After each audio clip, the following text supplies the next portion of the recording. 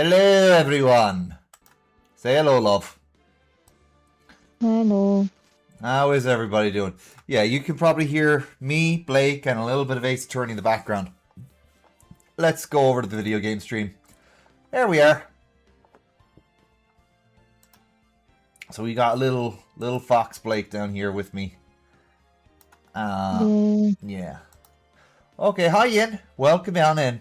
Alright, so just before we started, I was saying to Blake, we could actually finish this case tonight, considering how much is left. Might be a bit too long for that, but if it is, then the next time we play this, we will be finishing it up. And we will be moving on to the third game in this trilogy at long last. So, farewell my turnabout. Part 2 of 2 trial. Let's see here. Yeah. 22nd of March, 2:14 p.m., District Court, Defendant Lobby number 3. Dude, I can't believe that Adrian. No way. Not cool and collected Adrian Andrews. She is your manager. It would have been very easy for her to pull this off. The only person who had easy access to the knife you used at dinner was, well, her. Yeah, this is the roughest part of this stream, if I'm being honest. The roughest part of this trial, where Adrian is put on the stand, and you'll see why. Like, this whole trial is one of the most emotional climaxes, but still, oof. So after the ceremony? During the break, huh? I was sleeping like a log the entire time. See, she could have also easily planted that blood-covered button in your Hakama. Because she was the one that came to wake me up? Then, dude, you're saying it was really her? It really was her? Yes, she is the real killer. She is the one who murdered Juan Corrida. You know, that's Phoenix. I can't believe you believe that. I really can't. But why? I thought she was buds with Juan. She has her own agenda. Besides the humor and quirk in the game, being in trial is very stressful because you're being taken piece by piece as they find the truth. It's no wonder some of them have trouble saying, yeah, and they also have mental breakdowns because of being picked apart. Her own agenda? What are you talking about? I'm sure you'll see by the time this trial's over. It'll be all right. I'll get you acquitted by the end of today. Get me a verdict that's refreshing like a spring breeze. Okay, Mr. Lawyer Dude? You're not up for reading tonight, correct, love?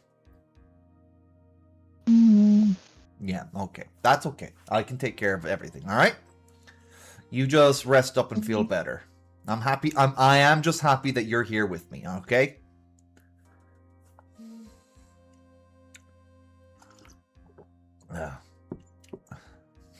Just don't do a Pearl's voice. Just don't do Pearl's. I'll try my best, love, but if you really don't want me to do it, that could be the one voice you do tonight. Is that okay? Okay, just don't do Pearl's voice. Okay, I won't do Jesus Christ, I feel like I'm being... Okay, I won't do any I won't do the voices of any little girls tonight, okay? Phoenix. Okay. You think her motive is related to Celeste Impact's missing suicide... Oh, missing unalive note, right? Yes. Miss Andrews depended on Miss Impacts as her strength and reason to live. But then Miss Impact suddenly unalived herself. Sounds like she left an unalive note, and the person thought to have hidden it is Juan Corrida, the victim of this murder. And that's why I think Miss Andrews got close to Mr. Corrida. All to get the unalive note back. That sounds plausible. But one thing bothers me. Oh, actually, I want to make a quick acknowledgement of... I haven't watched the Ace Attorney anime, but in Japan, there's an anime that adapts the first 3 games. It doesn't adapt any of the Apollo Justice trilogy. It does even add a few new episodes. It doesn't adapt Miles Edgeworth either, and it's just like, those would have made great anime seasons. Why? If the first 3 shows were... Yeah, so they changed something, and it is to do with censorship. It is heavily implied that Adrian Andrews is a lesbian, and that she is in love, that she was in love with Celeste in PAX, and that she that she has a massive crush on Franziska von Karma. Like, huge crush on Franziska. Yeah, no, Adrian Andrews likes women who can kick her ass. That's the thing. But in the anime, they retconned it so that Celeste was not a separate woman. It was not an unrelated woman to Celeste, who happened to be her boss that she was attracted to. No, they changed it to her being her sister. You know, which is really weird. Because, apparently, yeah, it's just like, yeah, no, the reason why she cares so much is because she's trying to get justice for her sister. It's just like, they look nothing alike. They are 2 very attractive women, don't get me wrong. Like, Celeste Impax looked like she was gorgeous when she was alive. But Celeste and Adrian don't even look remotely related. Like, completely different faces, completely different kinds of hair. Like, Adrian is a short woman, has like a sort of like a rounder face, and like, you know, has more drooped eyes. Whereas, yeah, I'll just show you guys the court record. Like, let's have a look here. There's Adrian. There's Celeste. See, like, her eyes are different. Like, the only thing they have matching is eye... No, not even their eye color matches. Celeste's eyes are a darker shade of brown. Her ears are even slightly more higher up than Adrian's. Her chin has more of a point to it. Her hair clearly has a natural wave to it. You can see it there. Whereas Adrian's is just like naturally straight. Eyebrow shape is completely different as well. I know people can like alter their eyebrows for different looks. But come on. Yeah, I can't see that. The closest they could be to being sisters is if one of them was adopted. So that was a stretch, Ace Attorney anime. That was a stretch. Just let the lesbian character be a lesbian. All right. Anyway, resuming the game. Rant over. But one thing bothers me. What? Who was it that first told us about their relationship? Better stated, Miss Andrews' dependency issues with regards to Miss Impax. It was Miles. It was Miles Edgeworth. It was Edgeworth. It looks like he's still in command. It's still the one in command of this ship. I actually kind of want to hear Edgeworth sing Modern Major General. If he's in command of a ship. That'd be amazing. Anyway, don't let your guard down yet.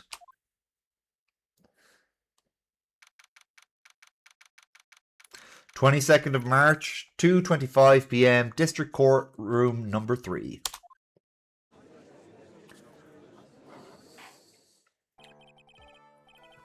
Court will now reconvene. Now then, Mr. Edgeworth, if you please.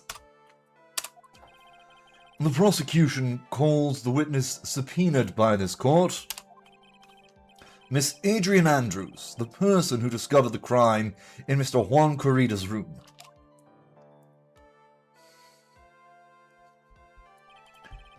What is your occupation? I am the manager of the defendant in this case, Mr. Matt Engard. I see. Now then. Before we begin, Your Honour, I have one request. Yes, sure. What is it? I'm sure everyone in this room is wondering the same thing, and would love to find out more about my relationship with the victim. After all, it was the topic of a certain weekly magazine recently. No, I have no idea what you mean. I've never even heard of Gossipland.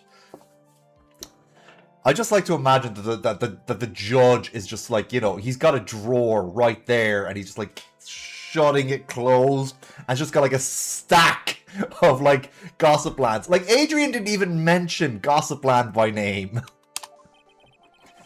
If the judge was ever a prosecution witness, he'd do all my work for me. Oh God, Phoenix, that's hilarious.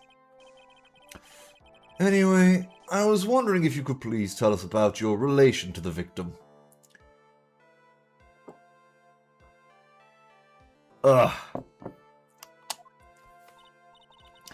Yes, I was seeing Mr. Corrida. I was also aware of the rivalry that existed between Matt and Juan. But this was a private matter between Juan and myself. So it was a fry and bait matter. Or was that a bait and fry? Reminds me of fishing. Andrews, we need to know everything as much as possible to find the truth, even hurts. Yeah, it's gonna hurt. But I didn't kill him. No one is accusing you of that. I think there's someone who would beg to differ. Oof, Phoenix.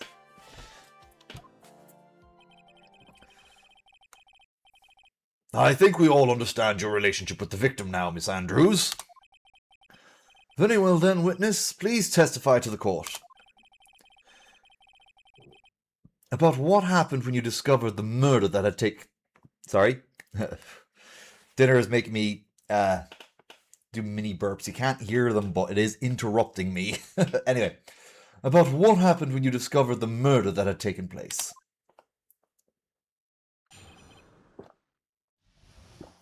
Alright. When I found the body, it was time for the show to start, so I went to get Matt from his room. After that, I went to Juan's room. And there was his dead body. I was in shock.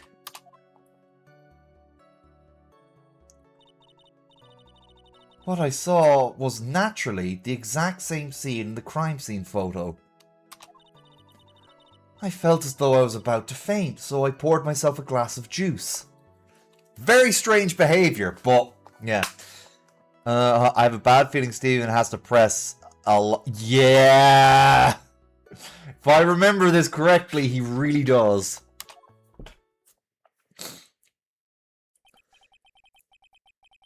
You poured yourself a glass of juice? Trauma response, yeah. It's still odd behavior for a trauma response, but I can understand it being a trauma response. Yes, sadly I didn't remember not to touch things at the scene of a crime. She would have reacted much worse, yeah. And I disturbed the crime scene by moving this one thing. And this is when the fingerprints on the wine glass were made, Your Honour. I see. Well, Mr. Wright, you may cross-examine the witness. Phoenix. She is one cool and collected customer, and she has the brains to match. Yes, I know. In order to catch a person like her, you have to avoid head-on confrontations. You should disrupt her pacing. Disrupt her pacing? She's the type of woman who is easily thrown off by things inconsistent with her thinking. So you have to attack when she least expects it. The instant you let up on your offense is the instant this trial is over. Understand?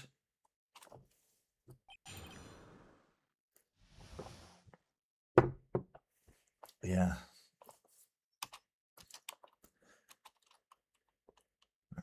We need to know more about when she found the body. It's too vague. It's what she was doing. Okay, we'll see. Okay, press. And what was Mr. Ungard doing at the time? I keep saying Engard. It's Ungard. He was taking a nap. He was worn out from his mini performance as the Nickel Samurai during the ceremony. Mr. Ungard did say he was taking a nap. Then I guess you could say it could not have it could not have been taken out of his room, yes? Technically, it's not even an English word, Yin. It's a French word. Ungard is a French word. Ungard.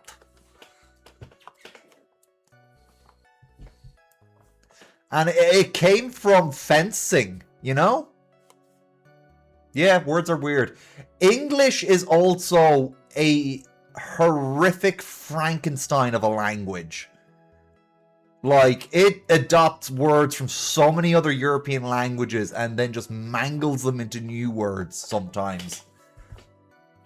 And this is because, I won't get into the history of it, but it was because of William the Conqueror.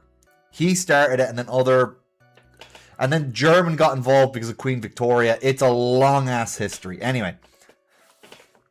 Then I guess you could say it could not have been taken out of his room, yes? Excuse me, what are you?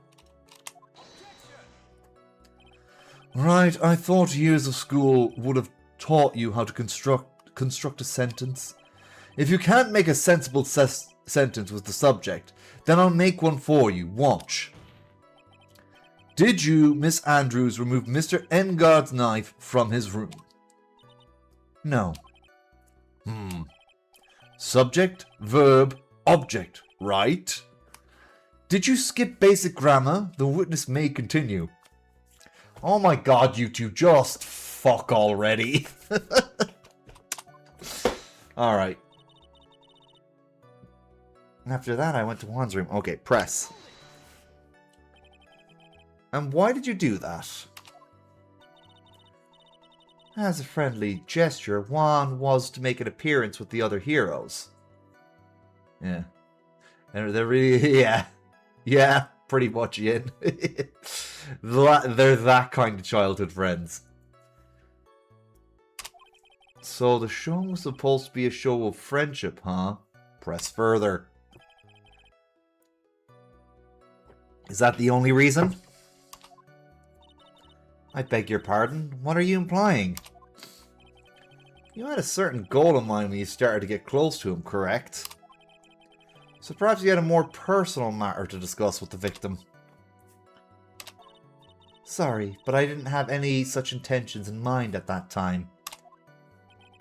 I can't get her to talk without a strong piece of evidence, I guess. Alright, I think I need to present something there. But I'm going to press on everything else first. You were in shock? What? Was I not supposed to be? Miss Andrews is a very calculating person. And despite how close they were, I doubt she had any romantic feelings for Mr. Kurita. Yeah, because, you know, too much of a man for her tastes. He lacked a Y chromosome for for any interest there.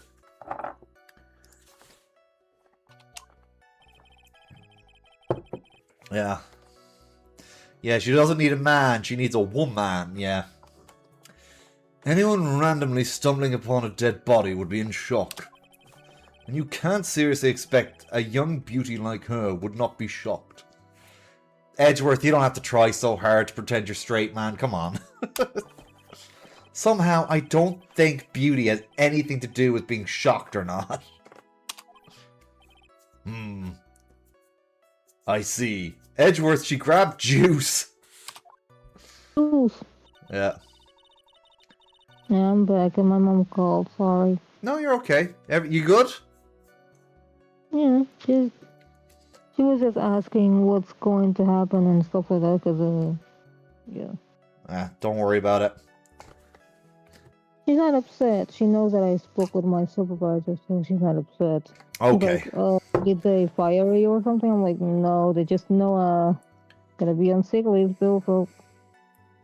Yeah, I think your workplace just needs to expand to have more employees, you know? That's ironic, honestly, because that's like that workplace that I'm in. Yeah. It's like the only one that has like 8 people working, while the others have like 15.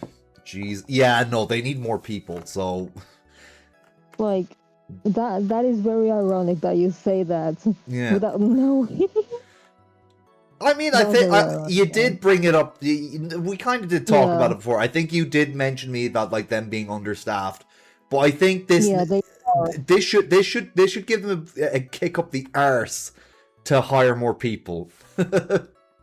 So and not being an arse to people that actually are there to work and not, point fingers every time. Be like, oh my god, you did this wrong. Get the fuck out. Yeah. Sort of shit, man. Yeah. Anyway. Can you stop growling at me, bro? Is it Deku or Cinderella? Both are growling at each other. I don't know what the heck is going on with them.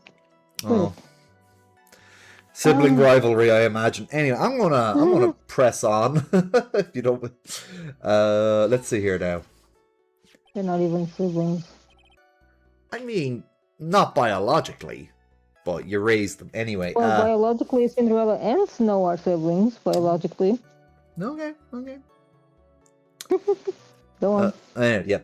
This is the photo you're referring to, correct? Yeah, I love you.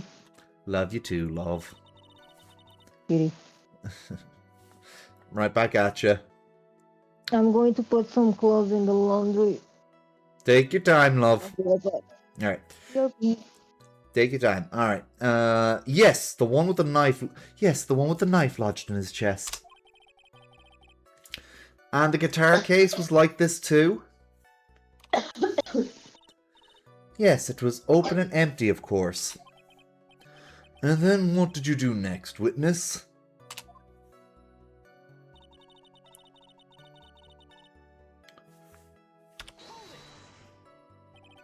Juice? Yes, there was a bottle of tomato juice on the table, so I helped myself. But you didn't drink any of it, did you? Huh? There were no lip marks left on the wine glass to suggest that anyone drank from it. I wasn't feeling terribly great, so I set the glass down without drinking it. Miss Andrews, I would like you to confirm with you one more time. When you discovered the dead body of Juan Carita, you were in great shock. And that's when you poured yourself a glass of juice, correct? And what of it? My mind was a complete blank at the time. Your mind was a complete blank? I didn't think that was possible for you. Ooh. Aren't you rude today? I was so dazed that I made one careless mistake. That one thing. What one thing? Never mind. It's no big deal. Press further. What was she starting to say just now? Miss Andrews? I'm convinced that, as you said, you made a mistake at the scene of the crime. What I really want to know is what this mistake was. Actually, so would I. I'm sorry. It's just kind of embarrassing. When I set the glass down on the dresser, I accidentally knocked a flower vase over.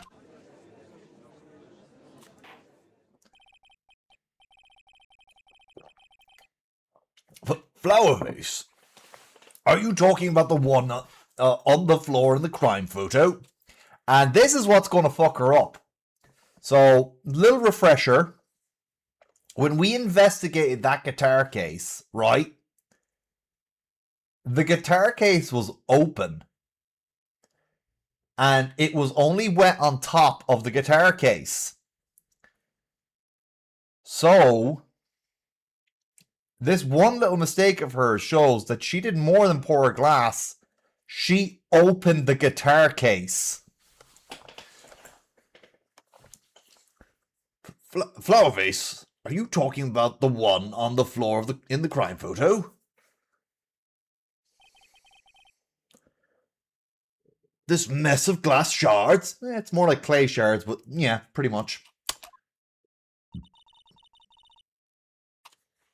It was originally on top of the dresser. Yeah, it's very open and not wet on the inside. There's not even any shards inside the case. But when I bumped into it with my elbow, it fell onto the guitar case. Why did you withhold such an important piece of information? I'm sorry, I thought that since the crime scene was already in disarray, people would simply assume the vase was just part of the mess. It looks like yet another fact has come to light here.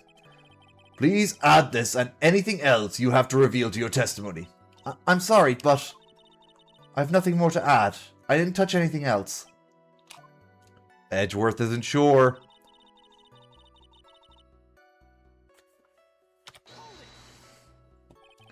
What kind of flower vase was it?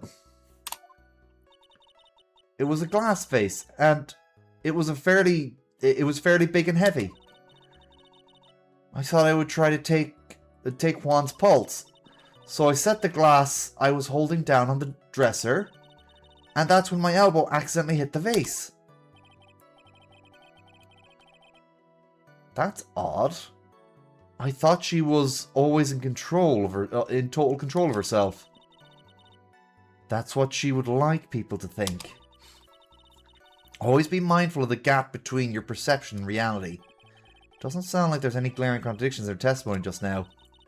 I warned you earlier that she would not be so easy. It would not crack so easily.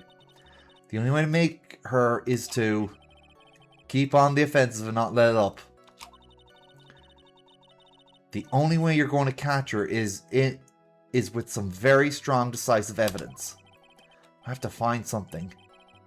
I just have to, for Maya's sake. Yeah. Yeah, I think so. Yeah,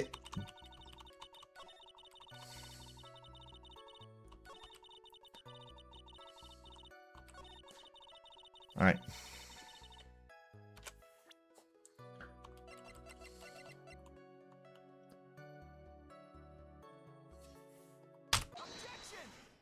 Alright.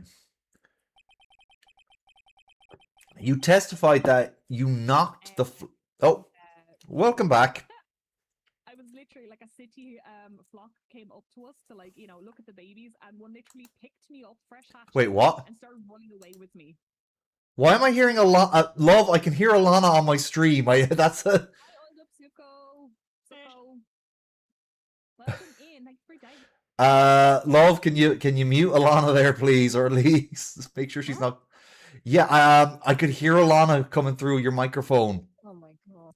Yeah, I thought you, for some reason, decided to hop in here. Sorry. The wrong headset.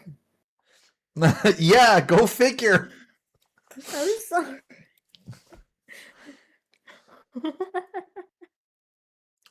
Well, Oh, now you can have Alana's voice in your stream. yeah.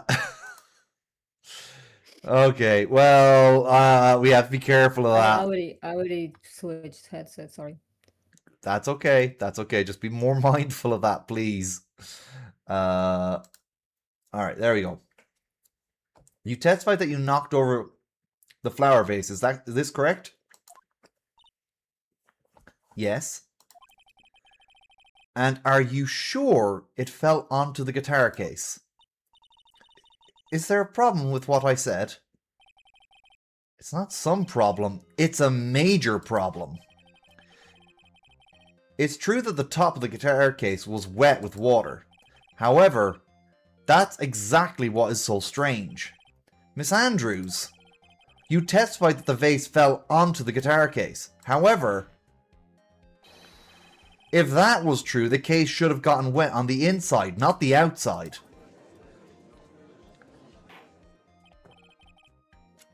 That's very true. Furthermore, there's one strange thing about this guitar case. What is that? Yeah, Adrian does pose, and it is a great pose. and what is that? Let's take another look at this at the crime scene photo. The remains of the vase are scattered on the floor. And what is wrong with that? If the guitar case was open when the vase fell, the glass shard should be inside, not outside the case. Ah. What is your point, right? That the case was closed at the time the vase was knocked over? Is that all? No, think back to what Miss Andrews testified to.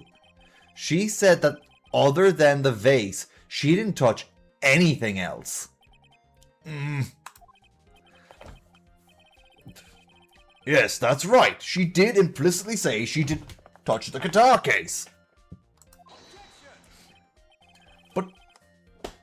But this whole matter with the guitar case is a dead end. This Hold on, man.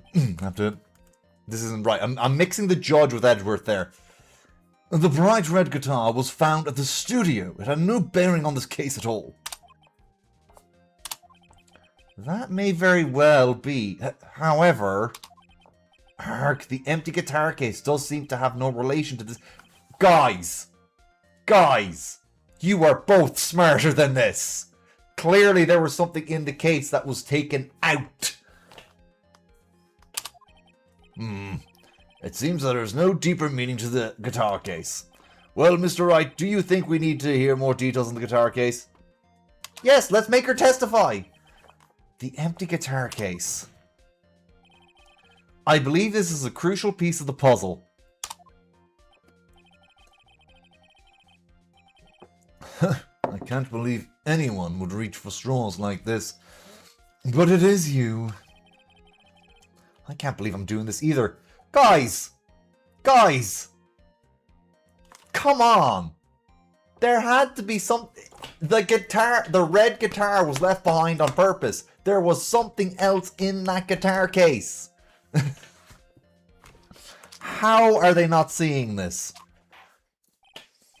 Alright, I'll follow along for now.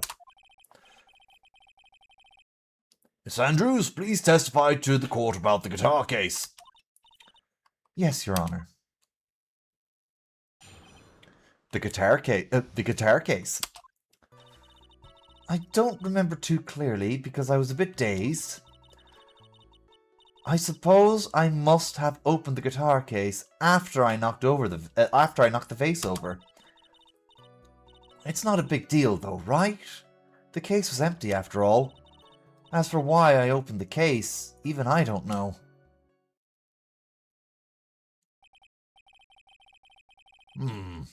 It looks like this really wasn't a very important point. This wastefulness is such a familiar feeling by now that it's almost comforting. You smug son of a bitch. Anyway, also that was incredible. I know we've seen these two basically be like, not so secret boyfriends before, But that line there is just like that was almost flirting in a snide way.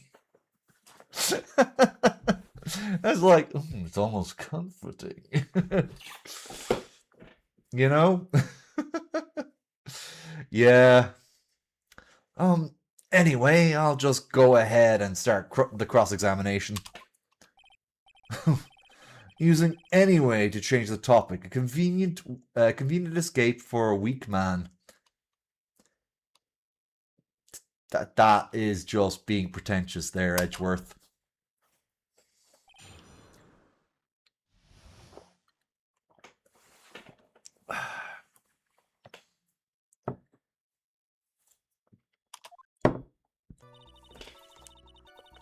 Alright, press. During your testimony just now, did you remember those events clearly in your mind? Well, you see... Are you sure you are the one who opened the guitar case? She's waiting for someone to tell her if she should answer or not. Sounds like her dependent side is taking over. Well, Miss Andrews? Yes, it was me. This is where, you know, we get to see her for her kid. This is where we get to see the adorable side. The side of Adrian Andrews you just want to protect.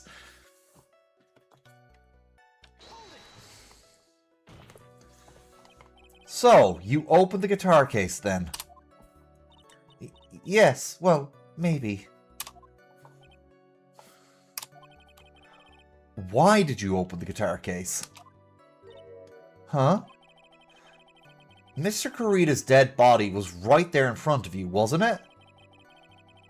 I wouldn't think the first thing that you would do is call for help, not open a guitar case. As the witnesses said multiple times, when she found the dead body, she was dazed. Guys, come on, that's not a rational explanation. That's... Edgeworth, come on now! You can't be calling Phoenix out for someone grasping at straws with a weak ass with a weak ass explanation like that. Come on, come on. Maybe I was curious to know if the bright red guitar was all right or not. I thought maybe the criminal took it. Why would she care about the bright red guitar? But getting back on topic.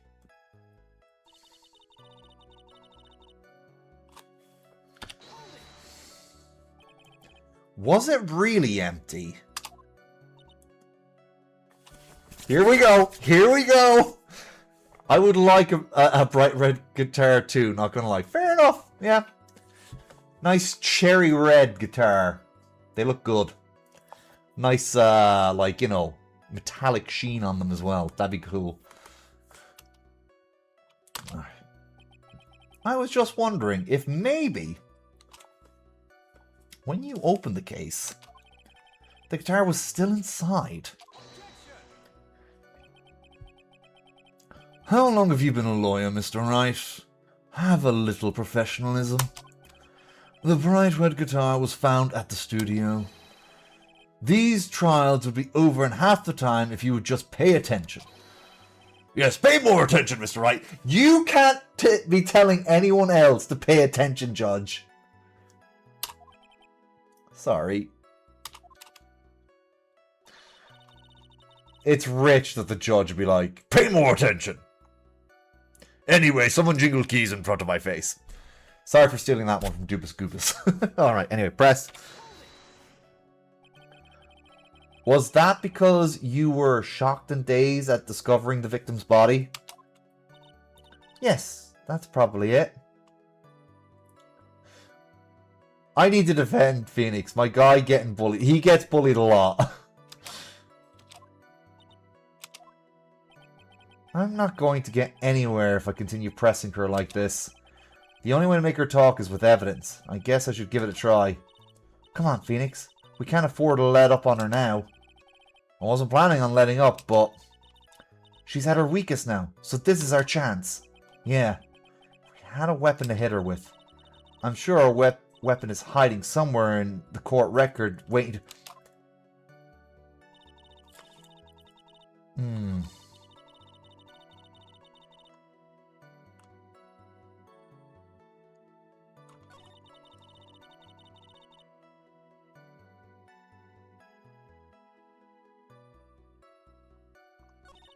It's okay, fair enough.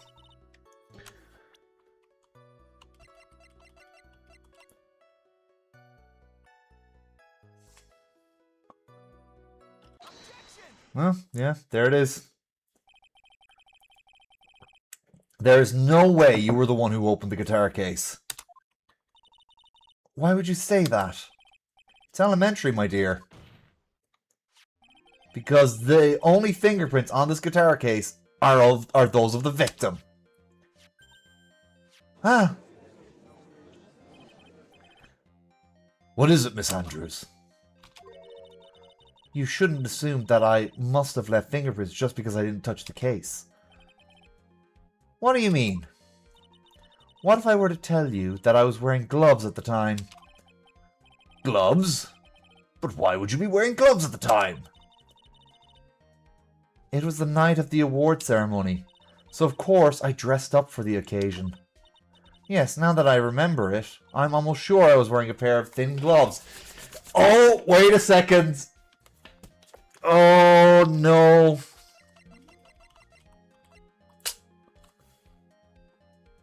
There's an issue right there. Right there.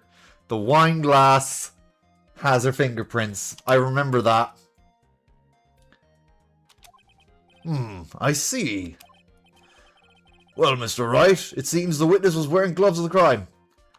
That's strange. You were wearing gloves? Isn't that a little strange? Why is that strange? Do you have something that would prove I was not wearing gloves at the time? Yeah. I have your proof right here. This wine glass. The wine glass? You left your fingerprints very clearly on this wine glass. Ah. Even if you took your gloves off when you poured yourself this glass of juice, wouldn't you think that it was a little strange that you put your gloves back on just to open the guitar case? Ah! I love that visual gag. She gets so upset, her glasses shatter, and she has another pair ready to go. And that won't be the last time. I don't know how many glasses this woman has.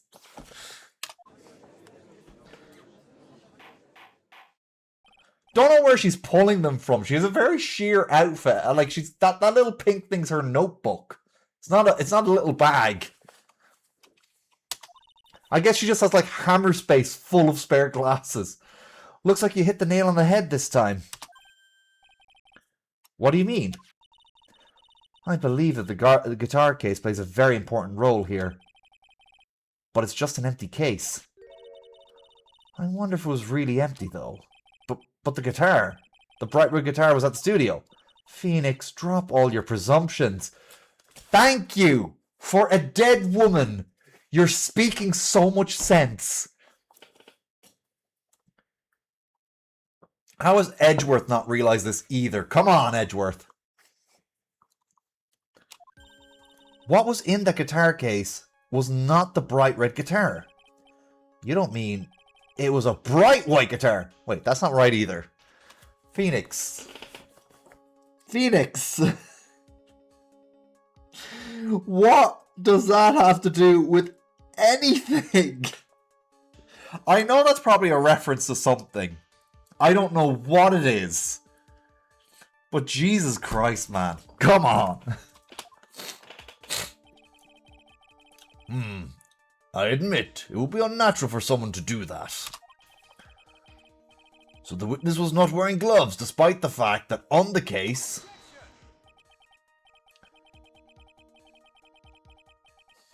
Yeah, I mean, Yin, this this is a bit dark, but you are correct there. She got unalived because she was too smart.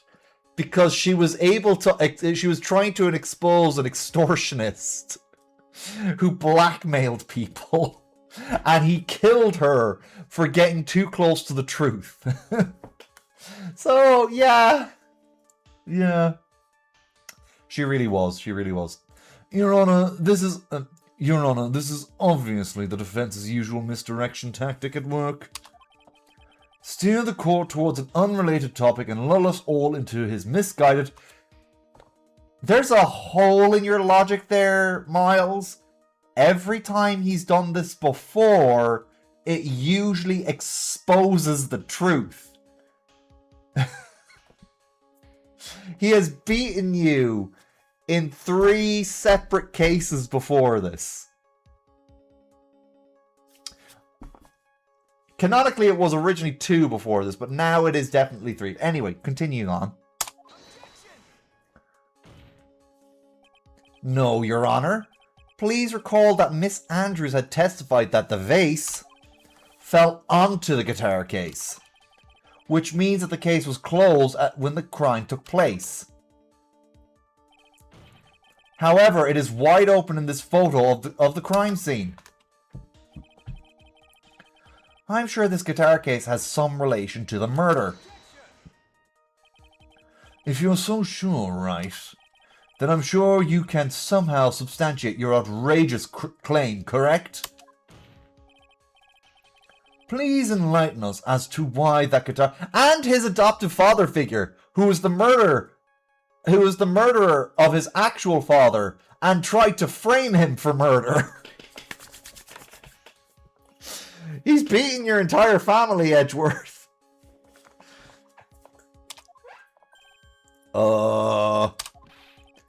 Can you do that, Mr. Wright? Well... Let's suppose for a second that the bright red guitar was not the only thing that could have been in the case. The bright red guitar not being the only thing? You don't mean to suggest that a bright black... So you intend to push your theory that the case was not empty. Is that it, right? I wouldn't say something I didn't intend to prove. Deflate that head of yours. You haven't proven anything yet. Okay. That time it was a little bit called for. You know, like, shut up and show me the evidence. Stop acting so... yeah. Now then, let's have it. What was inside this case at the time of the murder? You know what? Yeah. It was the Nickel Samurai costume, so... That's what I was thinking. This is a photograph!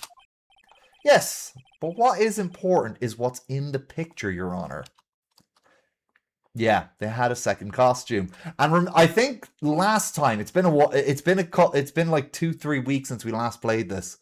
Last time we figured out that the Nickel Samurai was a bit too short in the picture. In this picture, it doesn't take a genius to see what I mean. What I'm proposing is, inside the guitar case was the Nickel Samurai, the hero's very own costume. What? Mr. Wright, explain yourself. Right, are you saying the witness opened the guitar case to take out a costume? What insane point would there be to do something would there be to doing something like that? That was a bit of a tongue twister there. That insane point would be to wear the costume, of course. Miss Andrews put on to hide her identity so she could make her escape. After all, you couldn't let anyone see you leave, could you, Miss Andrews? I refuse to accept your theory. Do you have anything to support such a preposterous idea? Just outside the door was an investigative photographer, who was starving for a big scoop. And in the end, she managed to get this shot, correct? You mean this photo? Actually, I do want to point out how the Nickel like, the Steel Samurai, the Nickel Samurai, and even the Pink Princess are all references to the Ultraman characters, and you can see right there on his chest is that little gem right there. That, in Ultra shows, is what's called a color timer. And that usually starts to blink when Ultraman or any other Ultra is starting to feel weak. So I just want to point that out real quick. Anyway, well, let's continue.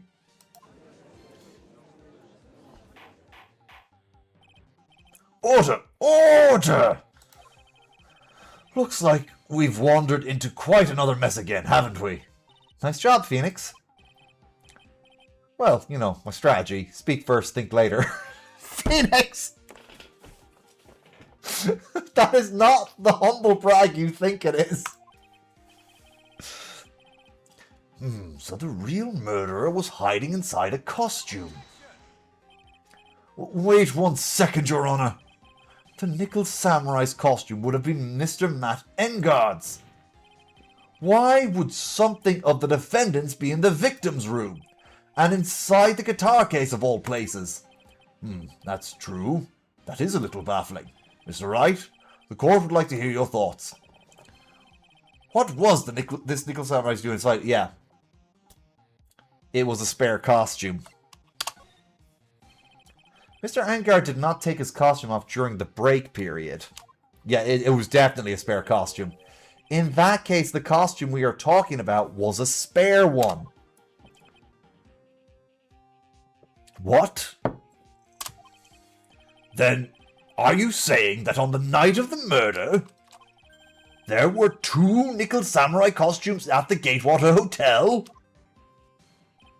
Yes, that is what I am saying.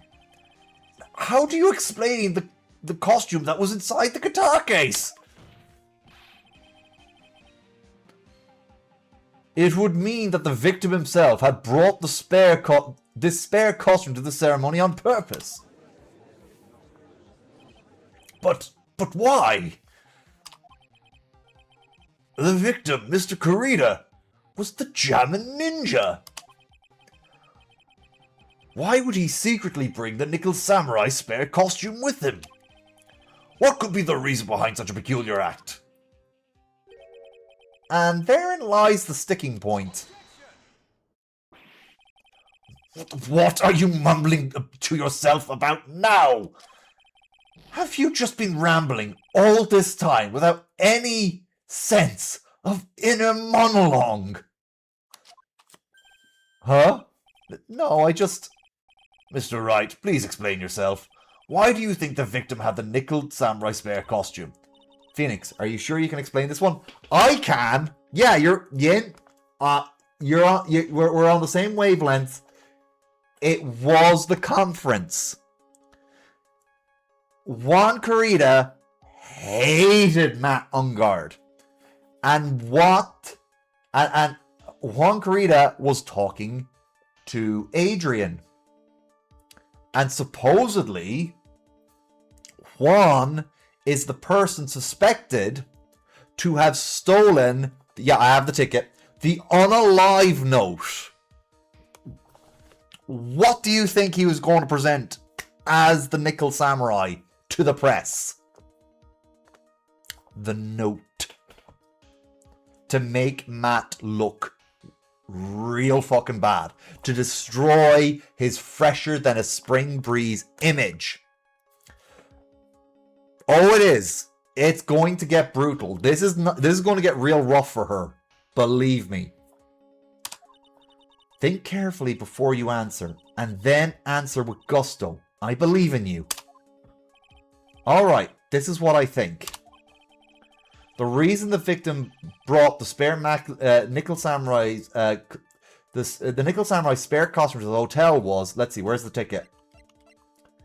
There it is.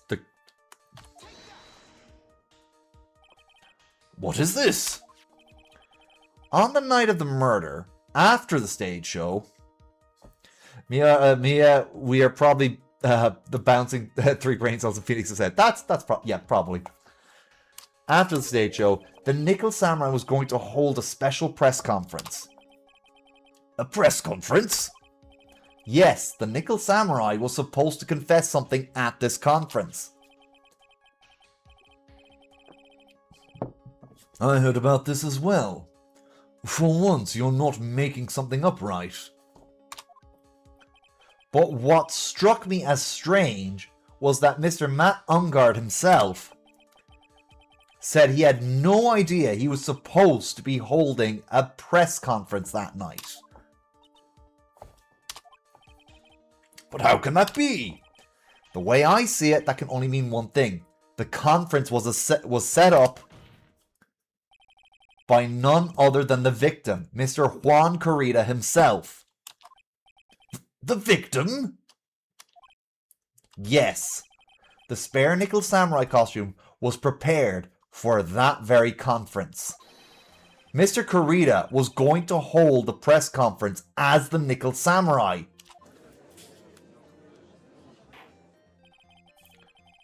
He was going to dress up as the Nickel Samurai and hold a conference? But why would the victim do such a thing? That's something I don't quite know yet. However, what I am concerned with right now is what he intended to reveal at that conference. The Nickel Samurai was going to confess something. And by confess, I wager he was going to reveal something about himself.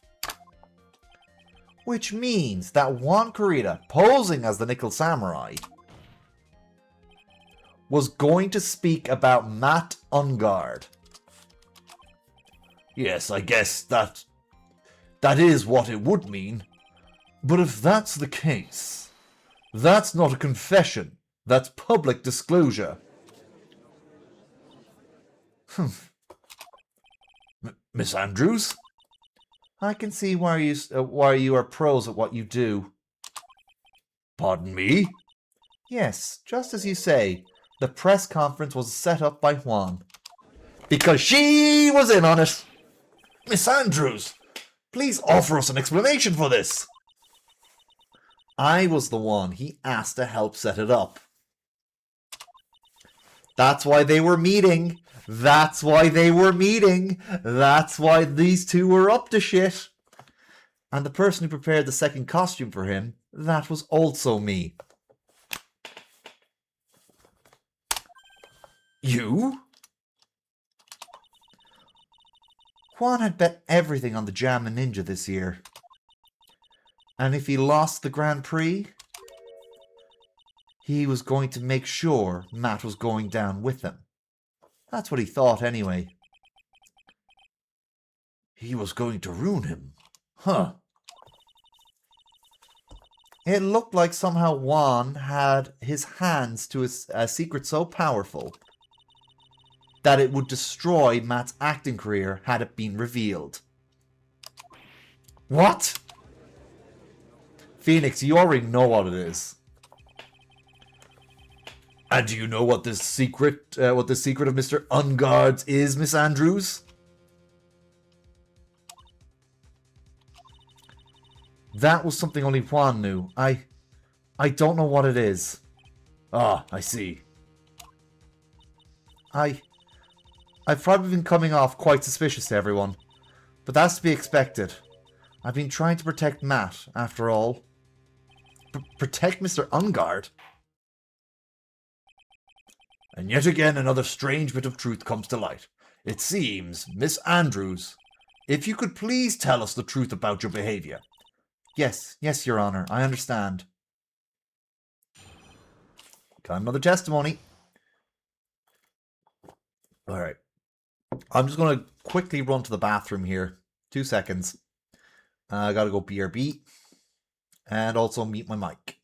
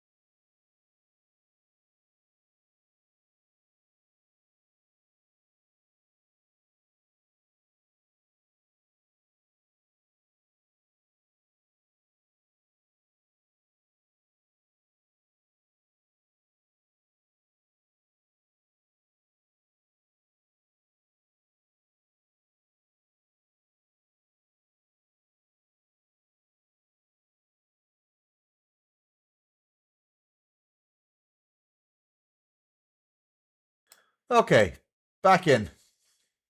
I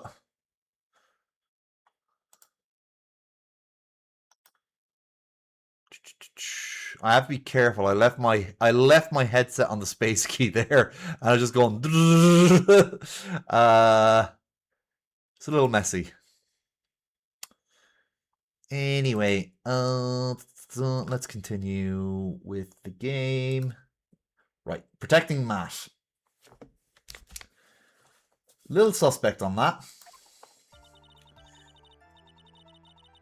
From the moment I saw the crime scene, I had a feeling that Matt was the murderer. Matt had to kill Juan, no matter what. And he didn't have an alibi for what he was doing at the time of the murder. My thoughts were confirmed by the evidence, of course, the button and the knife.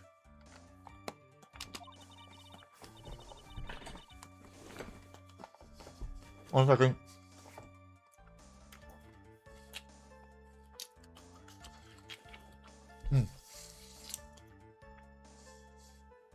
But I'm Matt's manager, so I had to protect him.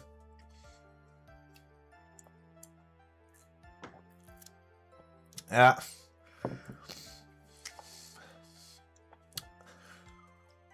The button and the bread by Crit. Yeah.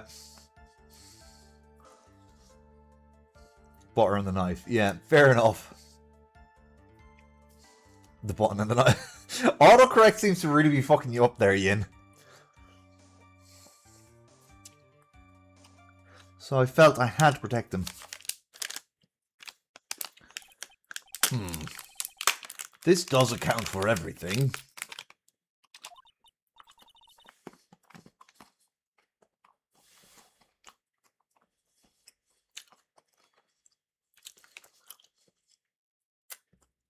Well, I am the logical type.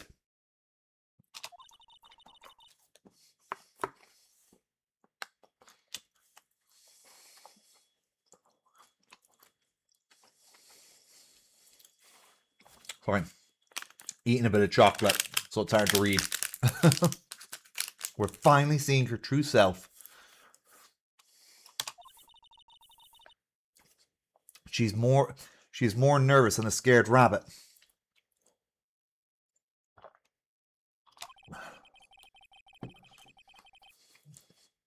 If the defense can find no fault with this testimony, I am ready to make a ruling. Please keep in mind as you cross-examine Mr. Wright. Oh yeah, I think we're actually nearly done with part 2. Looks like somehow everything has swung to the opposite end of the scale again.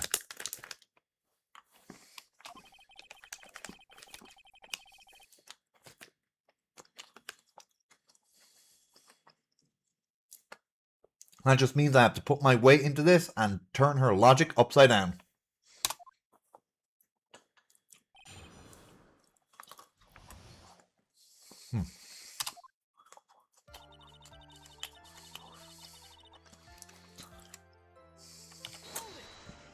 Gonna press first. Would you say your intuition was speaking to you? Don't confuse my methods of reasoning with your own.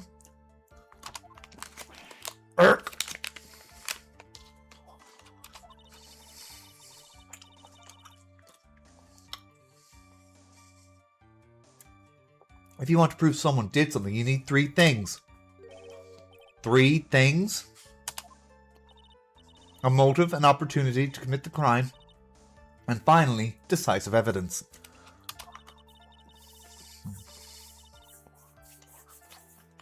And if you think these 3 things through, the answer becomes quite clear.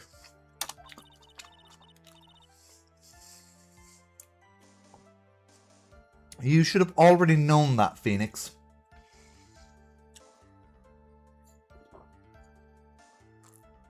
Okay, I'm done with my chocolate. I finished it. Yummy, yummy, yummy. Alright, moving on. They didn't teach that to us in school, at least not from what I remember. Phoenix, you went to law school!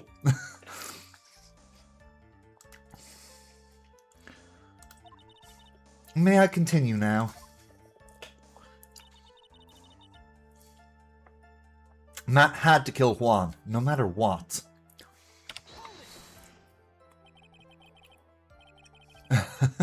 Thanks. Thanks, Ian.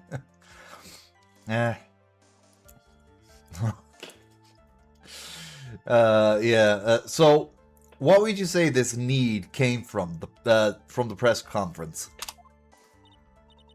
Yes, do you know why Juan chose that event and that hotel for the conference?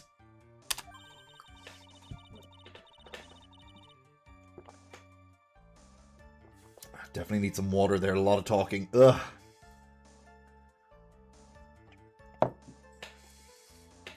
Because that was when he could cause the most damage to the public's beloved Matt Ungard. And you knew of this plan, didn't you, Miss Andrews? Don't take credit for that, Judge. It was friggin' Phoenix who pointed that out. And Adrian who admitted it herself. Yes, because I was the one who set up the conference and prepared the costume. But Mr. Ungard himself didn't know anything about the press conference. Oh, really? Can you show me any proof he didn't know about the press conference?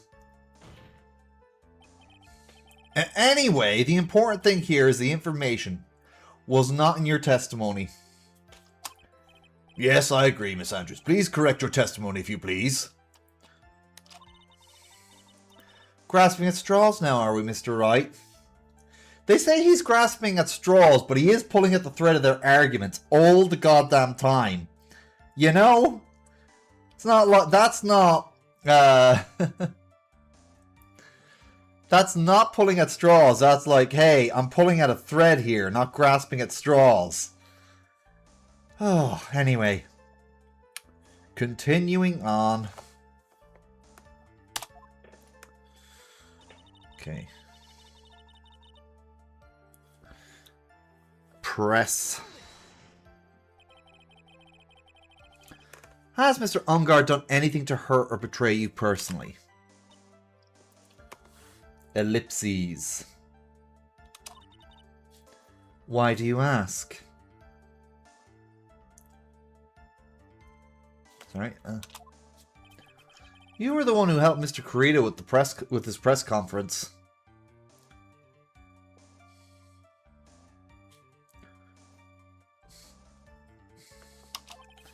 And that event was supposed to bring down Mr. Ungard, yet you still helped out.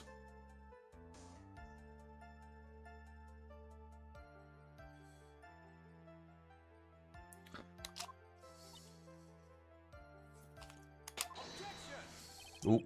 The person on trial right now is Mr. Ungard, right? What the witness was thinking, helping the victim with his plan was what the witness was thinking, helping the victim with his plan, is none of your concern. In any case, this means that the defendant had a motive to kill. Why do I keep doing this to myself?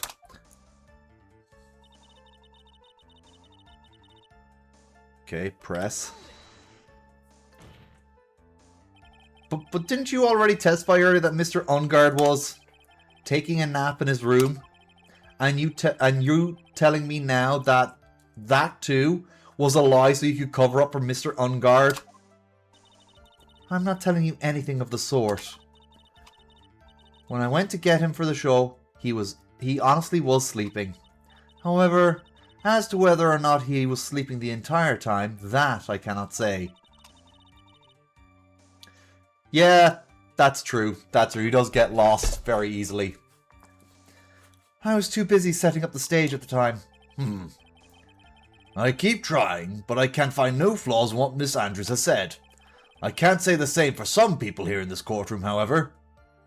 You calling yourself out there, Judge?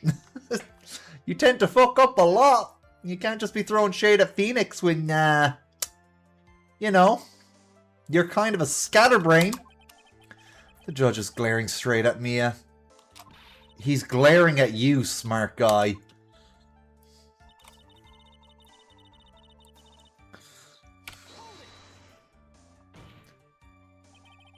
You can hardly call the knife decisive evidence. The fingerprints on the knife could very well be a clever camouflage. Then, what about the button? The button? It's clear from the crime scene that the victim and his murderer fought. During the fight, the killer ripped the button off from the Jammin' Ninja's costume. You're talking about this button, correct? That button was found in the pleats of Matsukama, isn't that correct? I would think that it makes very decisive evidence. Erk! Looks like you were outfoxed again, Mr. Wright. Anyway, the knife doesn't prove a thing. Please fix your testimony. I can't stand the sight of a man who can't gracefully accept his defeat. Mia's glaring. Thank goodness Mia can still look at me. With an icy stare, yes. Miss Andrews, for Mr. Wright's sake, please add this information to your testimony.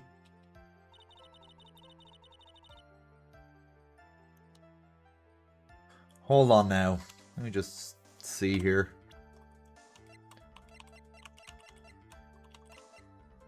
Let me see the autopsy report.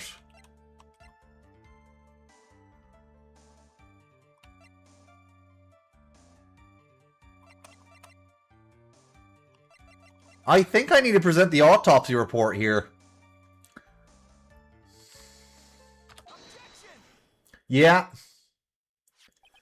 This is the victim's autopsy report.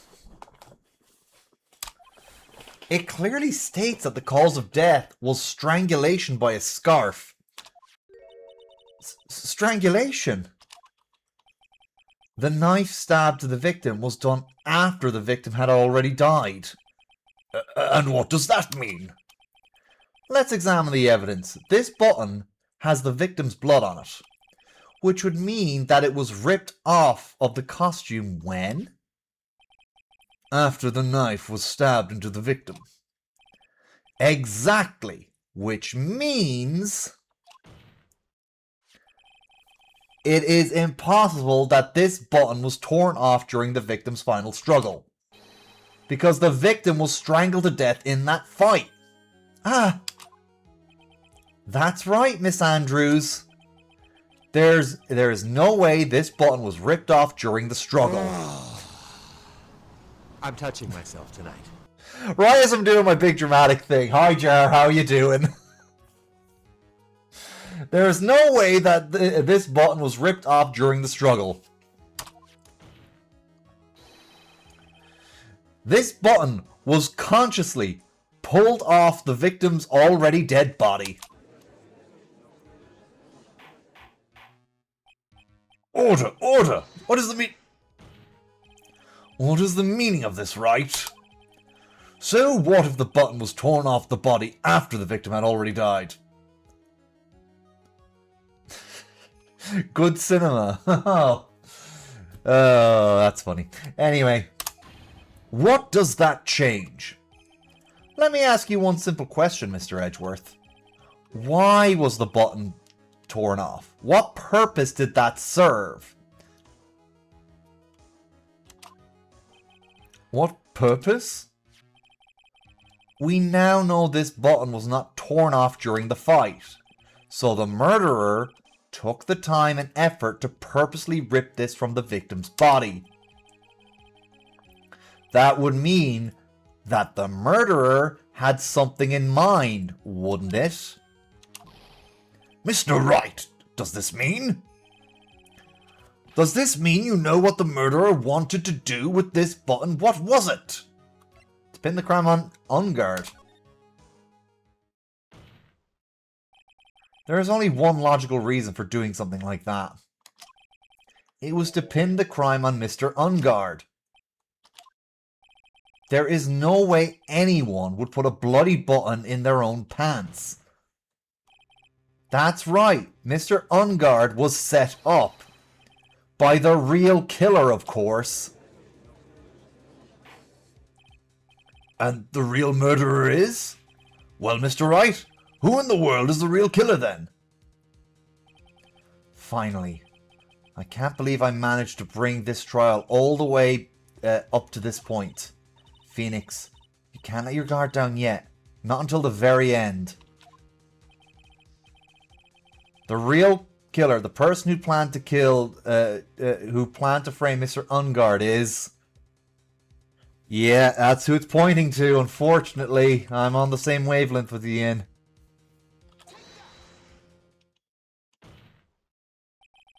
Miss Adrian Andrews. I choose you. You are Mr. Kurita's killer. They made a Pokemon reference. They made a Pokemon reference! What? Order! Order! Order! Mr. Wright. This is a very grave matter. Do you have any evidence that supports your charge? Any evidence? All of the evidence points to Miss Andrews. How preposterous! You can't stick any of that on me. I can't, can I? Would you care to test me? Then what about this knife? The knife was used to stab the victim after he had already been strangled to death. It was used to throw suspicion onto Mr. Ungard, naturally. The knife covered in the defendant's fingerprints could only be taken from his room.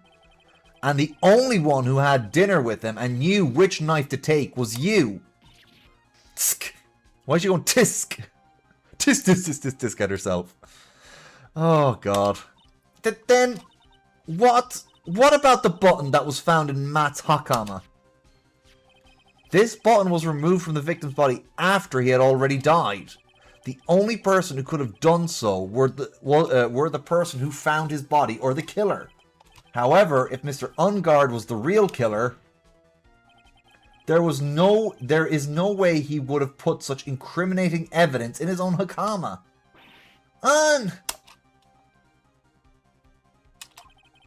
The only person who could have put this into Mr. Ungard's Hakama is the person who went to wake him up from his nap, which is you, yet again, Miss Andrews. I see. What about the empty guitar case? That is also another piece of evidence that incriminates Miss Andrews. That costume was used to hide the killer's real identity as they fled the crime scene.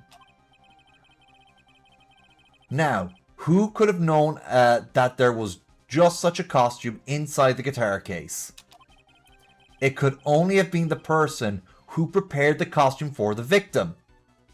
Yet she is like Phoenix and Edgeworth have both commented on how beautiful she is, and yeah, Adrian is super pretty, like gorgeous. And as far as I'm aware, I don't think she's actually officially gotten into a relationship with Franziska. So ladies, she's single. Ladies who like ladies, she's single. And that person is you, Miss Adrian Andrews. No, But Miss Andrews' fingerprints were nowhere to be found on the guitar case. And it was you who proved that she was not wearing gloves at the time. That's right. That's because she did not intend on leaving any prints. If anyone had found out she had touched the case, they would have asked her why. So to avoid leaving any prints, she used a towel or something else to open it. But the glass of tomato juice is a different story. Miss Andrews purposely left her fingerprints on the glass to show that yes, indeed, she was the classic dazed discoverer of a dead body. And to top it all off, there is this photo. Oh, see you later, Jar. See you, have a good one. Anyway. A photo of the killer as they exited the scene of the crime. No reasonable person on Earth can believe this nickel samurai is Mr. Ungard. He would be much too short for him for his own. He would be much too short for his own costume if it was him. Speaking of how tall people are, Miss Andrews, you are also kind of short in stature, are you not? Please, stop. Well, How about it, Miss Andrews? I've got her this time. Miss Andrews? I refuse. I refuse to testify. What was that? There's a law. It says I can't be forced to testify about something. If it can incriminate me. Well, yes, you are absolutely correct, Miss Andrews. The law does provide us with a way to avoid self-incrimination by allowing a witness not to testify if the testimony can cause damage to themselves. What? Pleading the fifth is not something most people would think to do on the spot.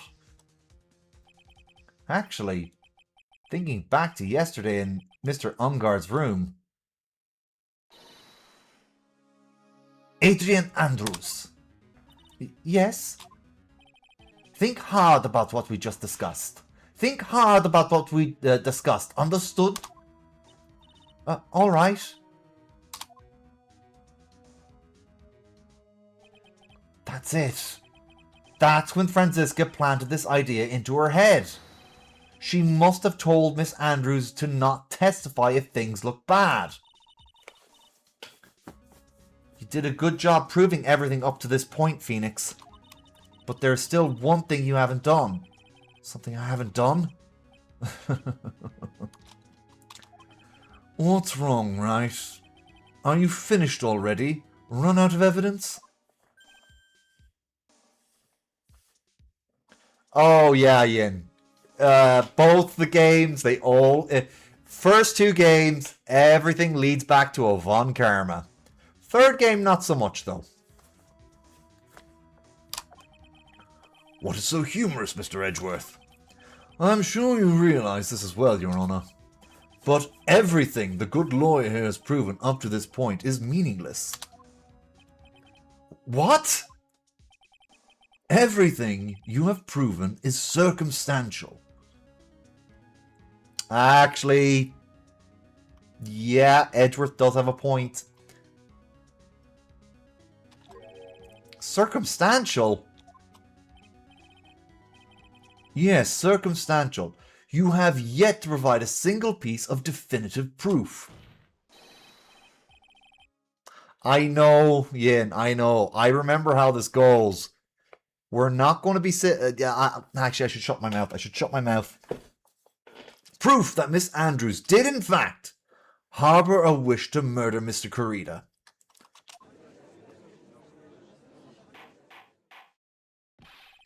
Miss Andrews, you did want to kill Mr. Kurita. I believe this may lead to me incriminating myself, so I will abstain from answering. But Miss Andrews, if you do that, it will be the same as admitting your guilt, don't you think? Maybe so, or maybe not. There is nothing to prove it either way. Besides, you don't even know what crime I will be guilty of due to my silence. No!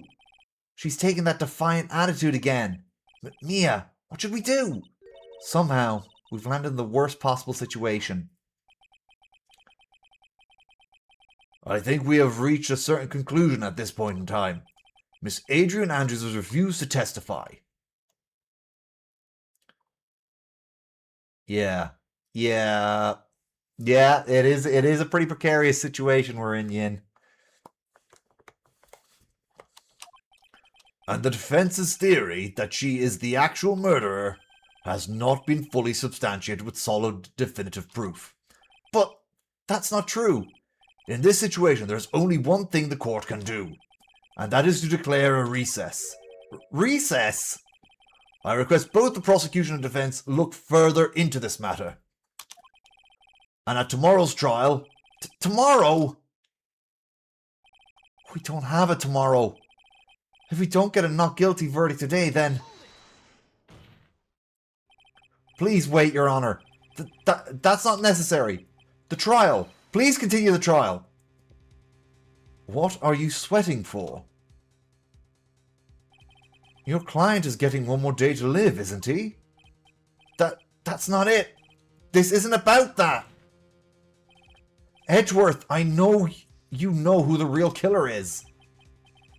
Please, let the trial continue. If I don't get the verdict, then Maya... Yeah, Edgeworth, if you let Phoenix kiss you, will you give him more time? Jesus.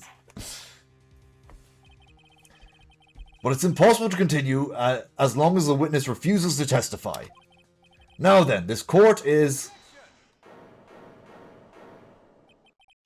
It is not impossible for this trial to continue. Mr. Edgeworth, what are you... It's true Miss Andrews holds the right to hold against self-incrimination. However, if the topic of conversation were something unrelated to whatever she may be guilty of, then she has no right to withhold testimony. Yes, that is very true, but actually there is one little thing that I'm curious about. Miss Andrews, when you found the victim's dead body, you poured yourself a glass of juice. Yes, and? I can't help but think how unnatural that is. Usually when one finds a body, they are shaken up, not stirring a glass of juice. So my actions were unusual, but I've already... Before you speak, I want to state that if you have a reason behind your actions, I would like you to testify to that effect. Testify? Your Honor, I would like to request that the witness testify again as to what happened when she first discovered the victim's body. I know Edward is probably irritated because she withholds some things from it. Yeah, he doesn't like it when his witnesses withhold information from him. That is one of his many, many reasons why he doesn't like Wendy Oldbag. The other reason is that she's a psychotic stalker who won't leave him alone. Whatever we find out in this testimony should in no way implicate the witness. But yeah, he doesn't like it when witnesses withhold information. I don't know what it is about Edgeworth today, but I can't get a good read off of him. Is he friend or foe? I just don't know.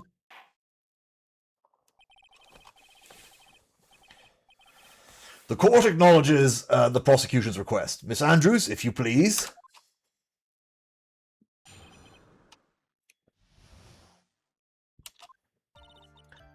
The glass of juice. I didn't really pour it for myself. I was surprised when I walked into the room and saw it in that messy state. And Juan, he was sitting slumped over and tired looking in the corner. When I saw him sitting like that, the thought that he was dead didn't cross my mind. To be honest, I thought he had just fainted or something, so I went to pour him some juice. When I realized that he was dead, that's when I knocked the flower vase over. So you poured that glass of juice for the victim. Yeah, think about it. Yeah, now, no, Yin. Stop for a second there. The knife was not sticking out of him at that point. The knife wasn't sticking out of him at that point.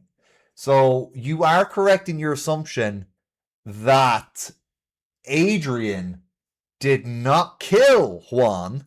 However, she did try to frame Matt. She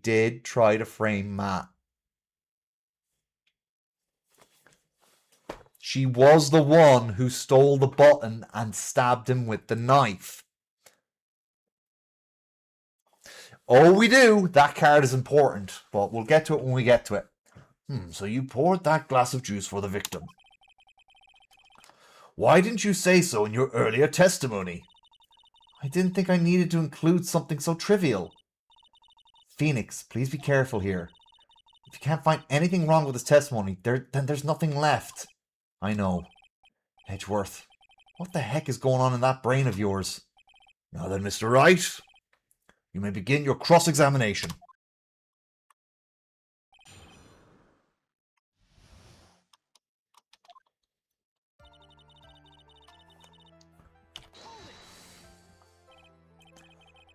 But there wasn't anyone else in the room, right?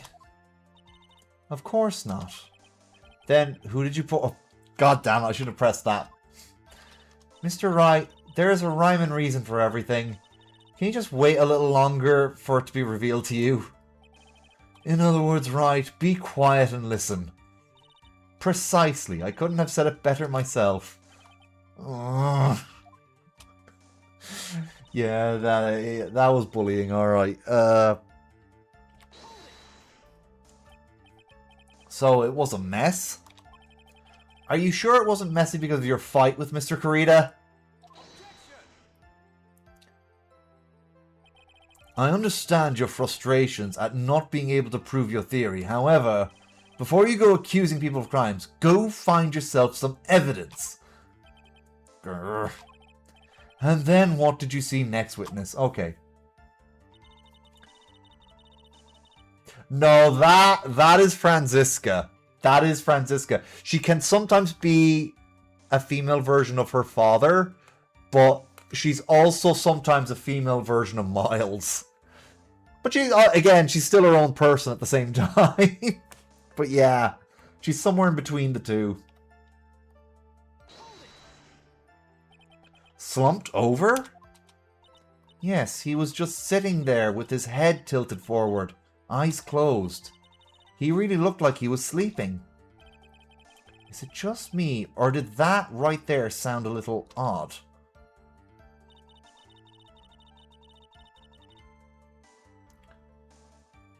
Oh, right, yeah, we gotta present evidence about the knife. So, yeah. Yeah, I guess from their perspective...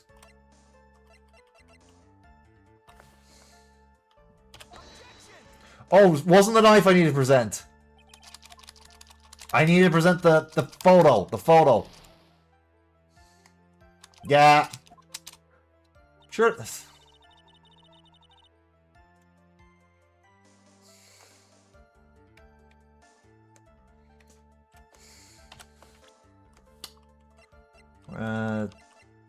That's a map. There it is. Oh, I think I'm presenting it in the wrong place there.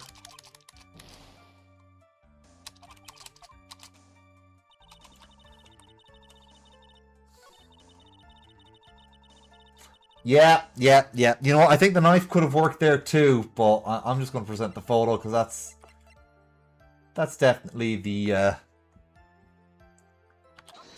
There we go. So you honestly didn't think he was dead when you found him? No, not at all. Even though this is what you saw when you discovered the body? Ah! What is the meaning of this? Isn't it obvious, Your Honor? There is a knife sticking straight out of Mr. Kurita's chest. Anyone who saw this scene would have immediately thought that here was a dead man. Well, you see... I doubt a single person in this world would mistake this for someone who fainted. And then so nonchalantly go and pour something to drink. Your point is? Miss Andrews, your testimony just now, it was all one giant lie. And your lie has proven one thing very clearly. That you are the real killer. No!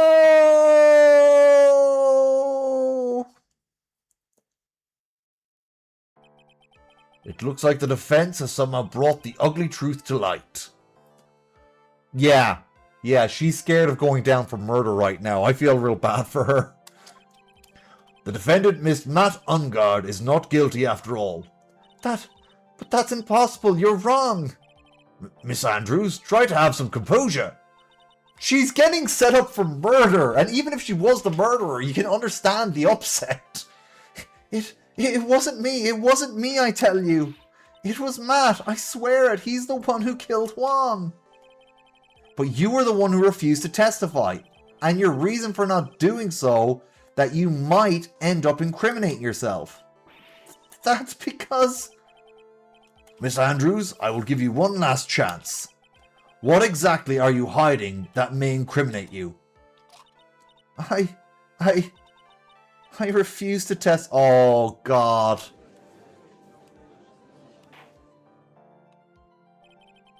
Then there is no need for this court to continue any further. Mr. Matt Ungard's innocence has clearly been demonstrated. Is it over? Have we found the truth at last? What's wrong, Phoenix? Usually the real killer confesses his or her guilt. And now that I think about it, this is the first time someone hasn't. Now then, I would like to hand down my verdict for Mr. Matt Ungard.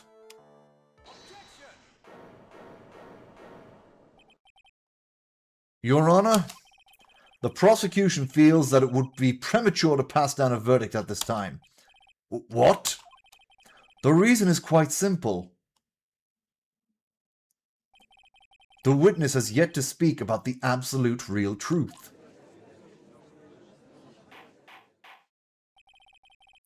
The absolute real truth? What are you... Witness, don't you understand yet?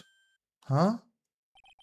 I don't know who planted this silly idea in your head, but as long as you protect yourself through your silence, Matt Ungard will go free, and in his place, you will become the guilty party.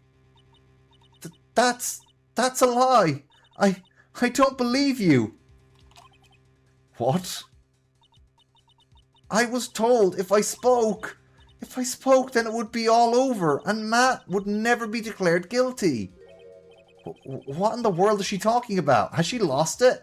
I can't speak about it. I'm too scared. It's Franziska von Karma. Huh? Don't you remember, Phoenix? Miss Andrews lives by gripping tightly onto the words of another, because she does not have the strength to believe in herself. Then, right now, Miss Andrews is... Yesterday, she was tossed a lifesaver by Miss Von Karma. Don't say a word, no matter what happens. If you do, Matt Ungard will be acquitted. Miss Andrews undyingly believes in those words right now, and is clinging on to them. Then what should we do? This is the first time I've ever come across anything like this. But Miss Andrews has to be the killer, right? All we have to do now is get her not guilty. That's my only priority. It wasn't me. I'm begging you. Please believe me. I didn't kill Juan. Help. Please. Someone help me. Mr. Wright? Yes, Your Honor? The court can't continue like this. Therefore, I'd like to hear what you intend to do. What I intend to do? What am I supposed to do? What am I supposed to say? Right. I suggest you think very carefully about this. Think about what this witness did and what she did not do. Yeah. Think about who is the real mastermind behind this crime. Who's the real mastermind? Isn't that obvious? There's no one else it could be except the woman crying over there. Right? Come now. What will you do? What kind of man are you, Mr. Phoenix Wright?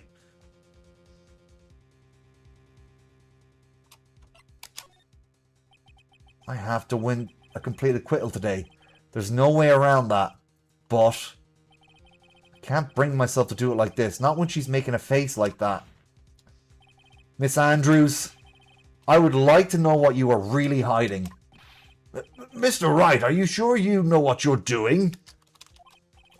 Sure, Mr. Ungard would get an acquittal, but in his place, you would be found guilty. Is this how you really want this trial to end? Be quiet. How dare you? You're trying to trick me. That's enough. I commend you for trying, Mr. Edgeworth. However, it's clear that the defense's theory is the truth. You're wrong.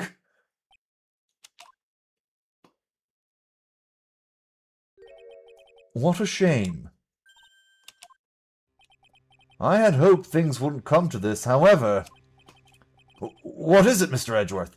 Miss Andrews, since you absolutely refuse to testify, it falls on my shoulders to disclose it falls on my shoulders to disclose this to the court. Stop! Mr. Edgeworth! This witness, how should I put this? She has an illness. What? And because of this illness, she tried to take her own life in the past. Stop!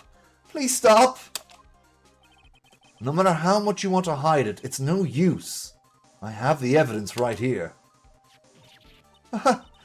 That's the second part of the unalive report. The attempted unalive report. What will you do now, witness? You know what I'm about to do, don't you?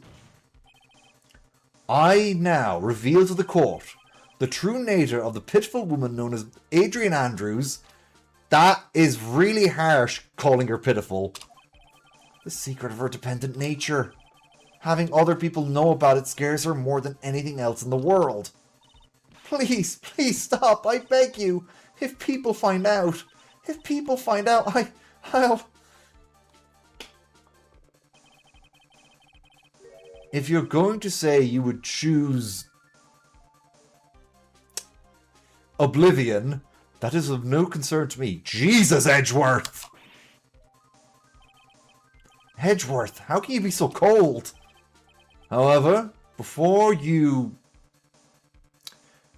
leave this mortal coil, I'm trying to censor it in a way that doesn't sound silly.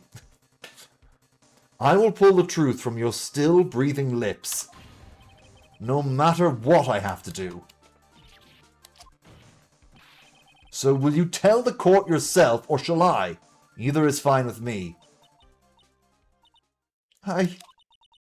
I'll talk, but please, help me. Nothing matters anymore.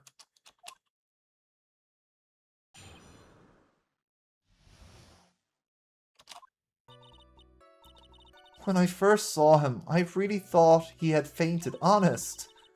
When I realized he was dead, that's when I formulated my plan.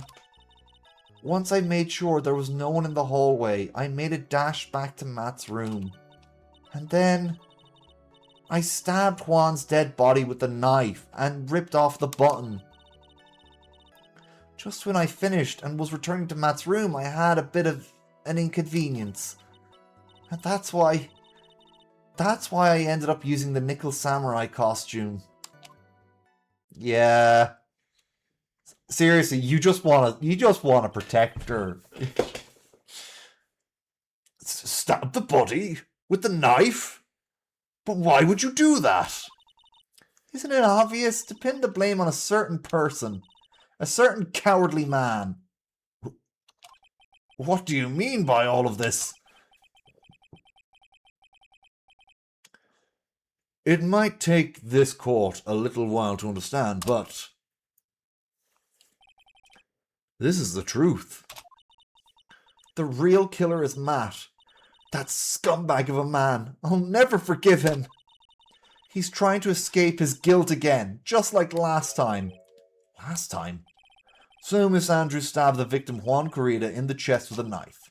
However, she didn't do it with murder in mind. She did it with the intent of framing Matt Ungard for the murder. And this is her crime. What? How is this possible? I mean, wasn't Miss Andrews supposed to be the real murderer? Come on, Phoenix, I know you don't actually believe that. Mr. Wright, please get over your shock and commence the cross-examination. For once I'm on the judge's side on picking on Phoenix there.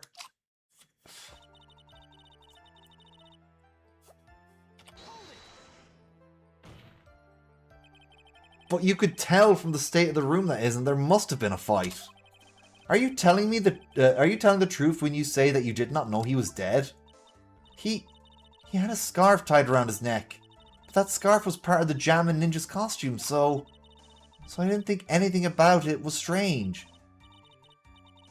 His head was also tilted down a bit, so I couldn't see his face that well. Phoenix doesn't like it, but being a lawyer to find justice isn't easy. This is just the harsher part we're seeing. Yeah, this trial goes hard, and this is the most difficult part to get through. This is the hardest part in the whole trial to get through. Like, this entire, out of everything in Farewell My Turnabout, this is the hardest part. I thought I'd wake him up and went to pour the juice.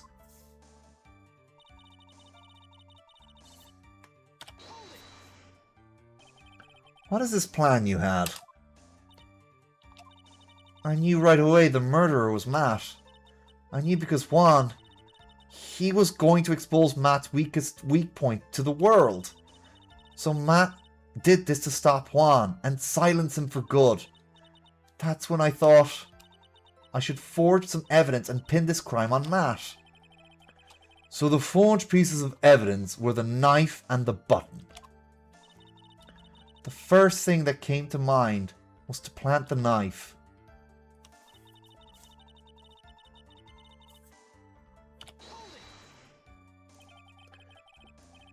That was so you could get the knife, correct?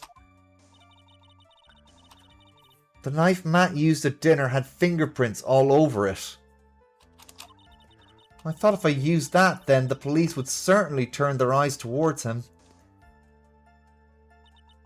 Matt was napping with his costume on at the time. I slipped in, took the knife, and returned to the scene of the crime.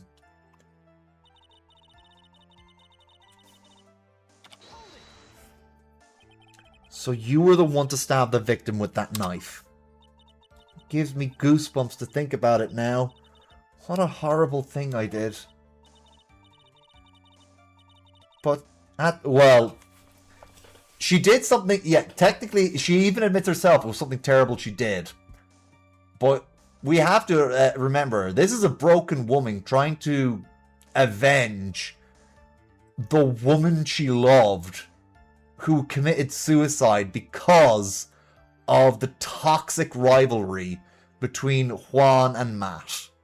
Those two men destroyed that woman's life, causing her to end it all and send Adrian into a well of despair at the loss of someone who she cared so deeply about and was obviously in love with. And she thought this was her one chance to get back at the last one alive. So yeah. The sadder part is she's grasping on an unstable tower where she's making herself the only support while holding on temporary beams. Yeah.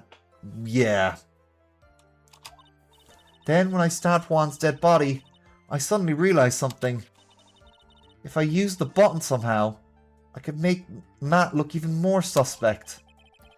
So you thought to rip off one of the one of the buttons off and then plant it in Mr. Ungard's Akama.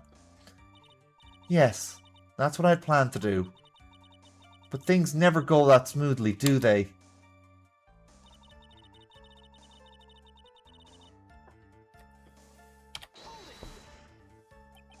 An inconvenience? There was a woman with a camera at the ready, loitering in the hallway. I'm willing to bet my spikes it was Lotta.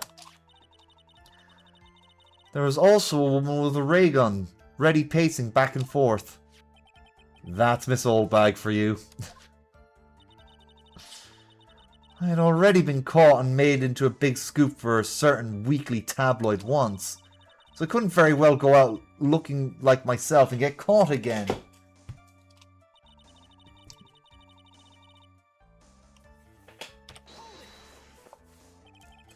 You were the one who prepared that costume, weren't you? Yes, I took it from Global Studios. I also put it in Juan's guitar case the day before the award ceremony. You did this in preparation for the press conference, correct? Yes, Juan wanted to wear that costume and hold a press conference in it. He was going to disclose Matt's big secret there. And what is this secret? That I don't know. Anyway, I thought that if I were to leave Juan's room in the Nickel Samurai costume, then people would think that Matt was the real murderer. I was very careful not to leave any fingerprints when I opened the guitar case. I absolutely did not want anyone to know about the costume. I think we've heard enough. So after that you went back to Mr. Ungard's room and planted the button. Into Matt's Akama? Yes. After that I folded up the costume I was wearing and put it into a bag. Then I snuck it out of the hotel and got rid of it. My word! What does all this mean? Mr. Edgeworth, is it? The real criminal is Matt Ungard. Yesterday, that woman prosecutor sat me down for a talk. Franziska, huh? She said that I should under no circumstances confess to what I had done. That if I just kept quiet, then Matt would be found guilty for sure. I had no choice but to believe her words.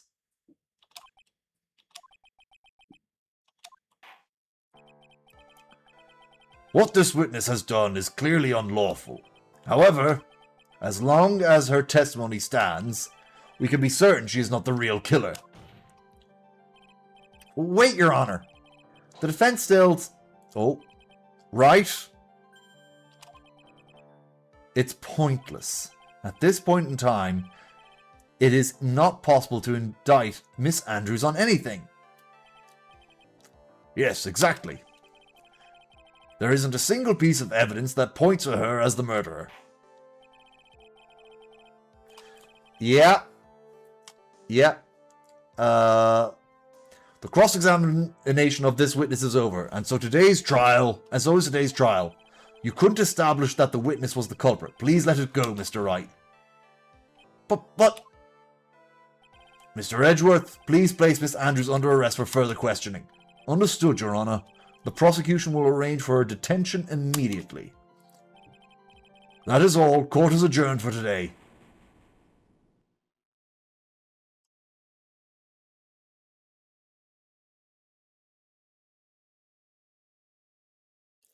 Getting tense.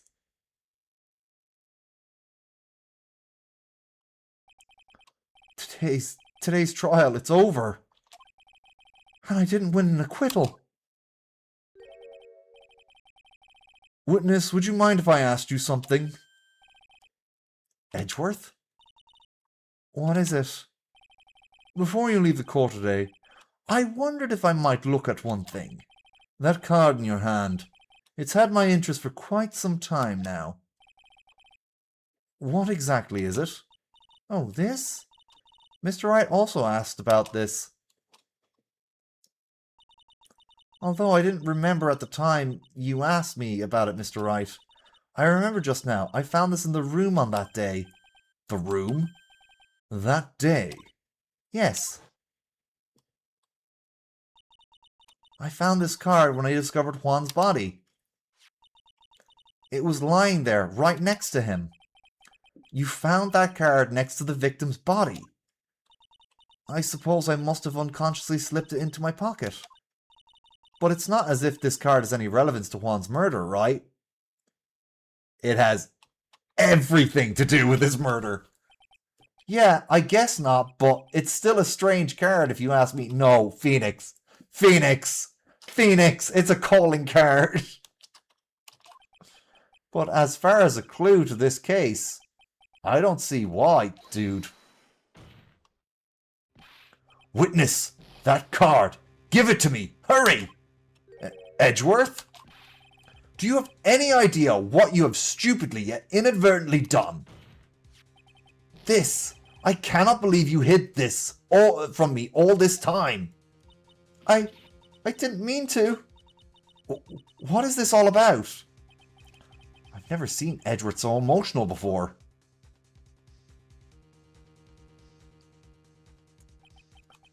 That card. What in the world is it? And what does it mean? Alright, saving time. Probably should have saved earlier, but... ah well. Live and learn.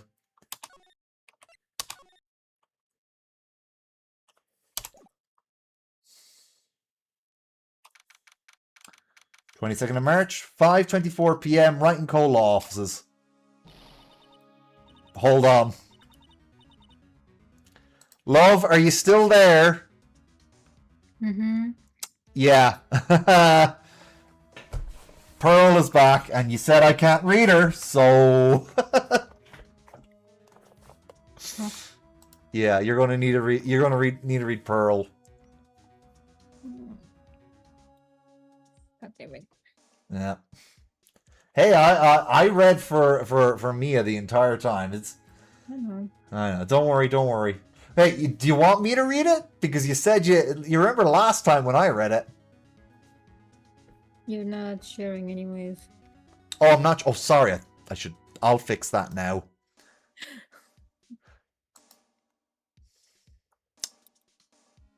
There we go. Sorry. Oh my god, why is she crying already? Because her cousin, who is her big sister figure, is about to be killed. Jesus Christ. Mystic Maya. Mystic Maya. There, Pearls. Oh, that's you. I can't take anymore. Oh my god. Look, it'll be alright. Everything may still work out. Hmm?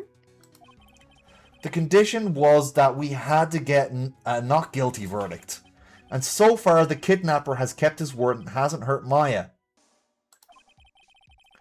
And he won't because Mr. Ungard hasn't been given a guilty sentence yet. She's just she just makes sad sniffling noises. I think that'll work.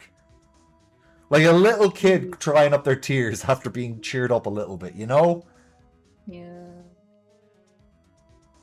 Poor girl. I know. Cheer up. We don't have time to stand around crying. We have to get going. Phoenix. Jesus Christ, man.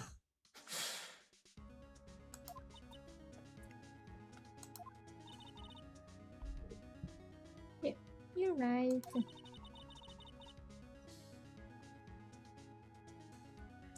Still you?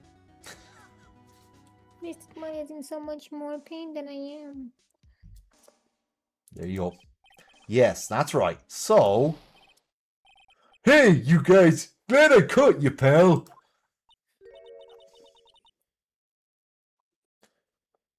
That's you. Mr. Scruffy Detective. Oh boy. Looks... Sorry, my attention span is like all over the place because I'm playing Path too. okay, I will let you know when you have dialogue then. Okay, thank you. I'm sorry Alright, I didn't warn you. Oh boy, looks like Detective Gumshoe has been dubbed Mr. Scruffy Detective in Pearls' book now. Oh yeah, because she's only heard Franziska talk about it, refer to him. It's just plain old Mr. Dick Gumshoe now, and I came to talk to you, pal. That doesn't make it He even better. he got fired. That happened last time. Well, yeah, but his name, Dick, doesn't make it better. Saying that in front of a kid. I know, but it was short for Richard before it was a euphemism for a man's schlong. So we're kind of busy right now. The future. So what are you going to do from now on? What do you mean, pal? Well, you've been fired, right? So do you have a new job lined up yet? Oh, that. What am I supposed to do now, pal? I don't have anything coming in at all until my next payday. What are you talking about? You don't have another payday. I guess that just means I'm going to have to work here at your place, pal. Say what?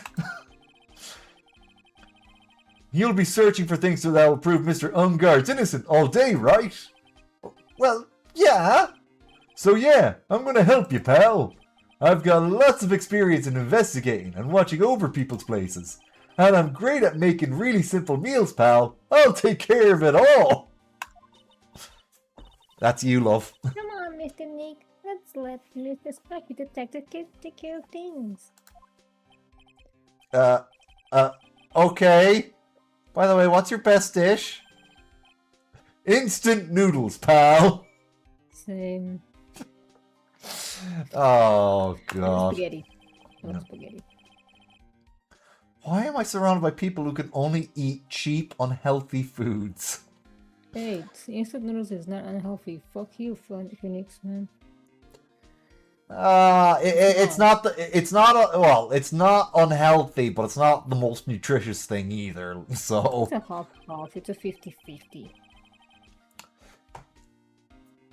yeah, I'd look at the nutritional value on these things. Yeah, you can add some stuff to it, like Yin said. That was the first time I've ever seen Mr. Edgeworth act like that. Never thought he'd say something like he didn't care if Miss Andrews hurt herself. He said that? That's horrible. But because of him doing that, we got the truth finally. The truth? Miss Andrews' last testimony. I wonder if that was the truth. I'll give you that there was nothing strange in her testimony itself, but I still think there is something fundamentally wrong with the whole thing. You mean about that thing, pal? Why would you want to know? I mean, almost need to frame Mr. Ungard. I couldn't figure that out from anything she said all day. Then you're saying that testimony was a lie? Not a lie per se, it just feels like there's more here than meets the eye. Or that's what Edgeworth would like us to believe. That's such a dirty trick. Even that woman prosecutor was better than that. Franziska von Karma. Speaking of Miss von Karma, do you have any more information on her condition? Wasn't she shot this morning? Miss von Karma was shot today on the way to the trial by a pistol, pal. But she's going to be fine, right? I mean, Edgeworth said she was in a stable condition, but... Well, she was shot in the shoulder. So she's okay and still hanging in there. That's true. Shoulder wounds, they hurt a lot. They hurt like a bitch. But they are easy to patch up. You think it's worse when it's a tendon. Yeah, we're talking more about a stab or a pistol wound here. And again, I'm not trying to take anything away from what you're doing. It's just this is a slightly different set of circumstances to what you're going through, love. Yeah. Yeah, pretty much. Only, you know, she was intentionally shot, whereas her dad was accidentally shot by Miles. When he threw a gun. Well, she said she was shot in the shoulder, so she's okay and still hanging in there. They should be done taking the bullet out, so she's probably resting at the hospital. Which one? What? Are you going to visit her, pal? No, well, I was kind of thinking about it. Hey, you've actually got a heart, don't you? She looked like she was being tortured to death not being able to go to trial today. So maybe it'd be good for her if you went and let her whip you for a bit, pal. Oh no! On the purse! I hate to make you read that, love. No. Nope. Alright, it's there on screen. It's there on screen. Nope. I guess we're just gonna have to move on. Move on. Nope. Now I'm definitely not going. Why would you let a kid say that, though? Oh no! I know. Oh. God. Do you remember that clinic with the really creepy guy in it? I really don't want to remember that scene. Here's the thing, though. If he tries anything on Franziska, what do you think is going to happen to him? She's gonna whip him. Yeah. He's not getting out of that. She's not gonna... That guy isn't even. He's not. He should be in jail. Let's see the name of the. Let's see the name of the hospital. Oh yeah, the Honey Clinic. That name sends a chill down my spine, as it should, Phoenix. Well, I guess it can't hurt to stop by and say hi. All right. Off we go to the Honey Clinic. No. Yeah, I'm going to have to do the voice. 22nd of March, Hottie Clinic reception. Never thought I'd come back to this place. Yes! Are you here to visit a patient? No. Hi. Wait a second, you're... Yes, I'm Director Hottie. Why are you still here? Yes, what is it? Can I help you? You can tell me. Yes. Director Hottie. Oh, Edgeworth? Oh no, Edgeworth thinks he's an actual director. Yes, I'm Director Hottie. Oh, you're the man from this morning. Well, yes, what is it? Director Franziska. How is Franziska von Karma? You don't need to worry. Yes, she's in good hands. Because you see, I personally took good care of her. Yes. Yes. And that surgery, it went well. Oh my god. You have my gratitude. I think Phoenix is just staring directly at Edgeworth right now and going, Edgeworth, you're better than this. You're better than this. It looks like Edgeworth doesn't know about this director and his secret. She looks so pitiful, absolutely terrified. Yes. Hey, Dragon Fae. yes, he is better than this. I can't help but feel creeped out by this motherfucker. Yeah. Yeah. Hi, Faye, how you doing? He is a I have weirdo. low energy again, so I feel like shit. Honestly, yeah, don't worry about it, love. Honestly, Ian, I think, if Phoenix told Edgeworth, there would be an instant lawsuit and prosecution. Not only was this man pretending to be a director, he was harassing women. Jail! He should be in jail. Yeah. Why is he still there? Yeah. No idea. But I understand. Yes. Her opponent was a gun after all. And when I snuck up on her, real secret-like, she would scream really loud. Yes. I see. But she's really cute too. When I do that, she'd whip me with her whip. Oh no, he enjoys it. I knew it. Boy, did I cry like a baby. Yes, but I think I could get used to it. God. Jesus. He's out cold. There she is. Go back to your room. You're so mean. So mean. My frisky Friska. Oh my fucking god. I almost threw up. Get away from me. I think I threw up a little in my mouth there after reading that. Oh my god. Just a little bit. Just a little bit. Oh lord. I'm gonna get sick. But it's good to.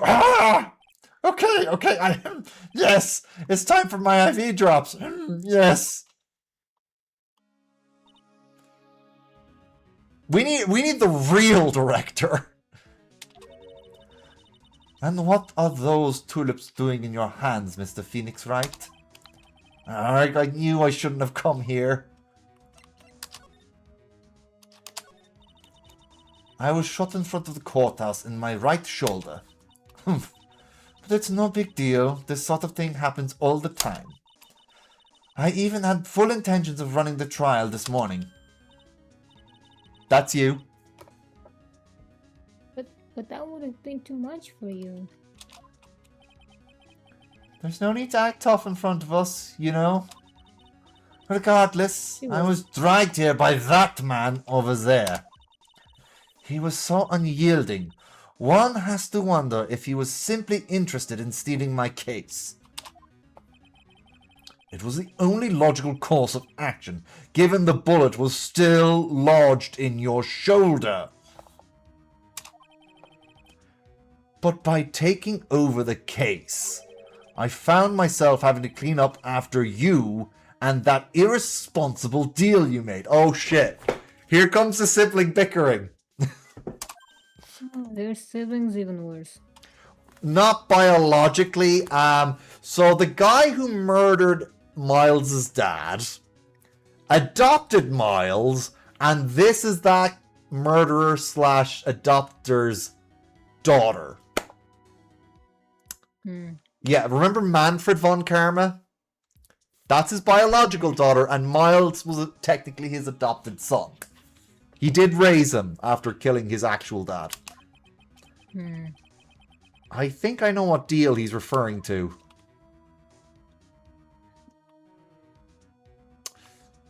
Her father's wife is probably his badge. Maybe, I don't know.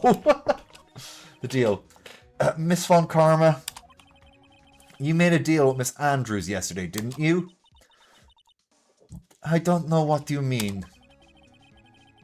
In order to make sure you got your guilty verdict on Mr. Ungard, you told Miss Andrews to not testify in court today. I don't know what you're talking about. Do you have proof I made such a deal? You're denying it? It looks like you were lucky, Mr. Phoenix Wright. If I had been brought in court today, this trial would already be over. All while hiding Miss Andrews' own crime. That isn't my problem. Whether she had tampered with evidence or not. That would damage your case. Oh my god, this woman. I have only one objective, to find Ungard guilty of murder. The end justifies the means, Mr. Phoenix Wright. The ends justify the means. So, yeah, she's acting so much like her father right now. Miss Von Karma, Adrian Andrews believed you when you said, if you don't tell the truth of what really happened, then Ungard will be found guilty. And what does that have to do with me? Because of that, she is now in danger of being found guilty herself. All because she believed in your words until the very end. That still has nothing to do with me. She is a weak person after all. Why did you hesitate there, Franziska? Right before you said this, there was an ellipses. You hesitated. The bitch hesitated. But you had to know she was... Ow! Yeah, she does fear of being perceived weak. And she's also living in the shadow of her father, who was a horrible person. I think visiting hours here are about over. So, if you'll excuse me... That's you, love. What's wrong? Why did she suddenly cut you off? No, because probably because she thinks I had the advantage in that argument. Yeah, she didn't want to look weak, so she didn't want to have her argument cut short. Edgeworth. Daddy. Talk. Wait till you see him. Wait till you see him in Ace Attorney 5. We'll have to go through his 2 games first, and also Ace Attorney 4, which is Apollo Justice. But when you see him, Daddy.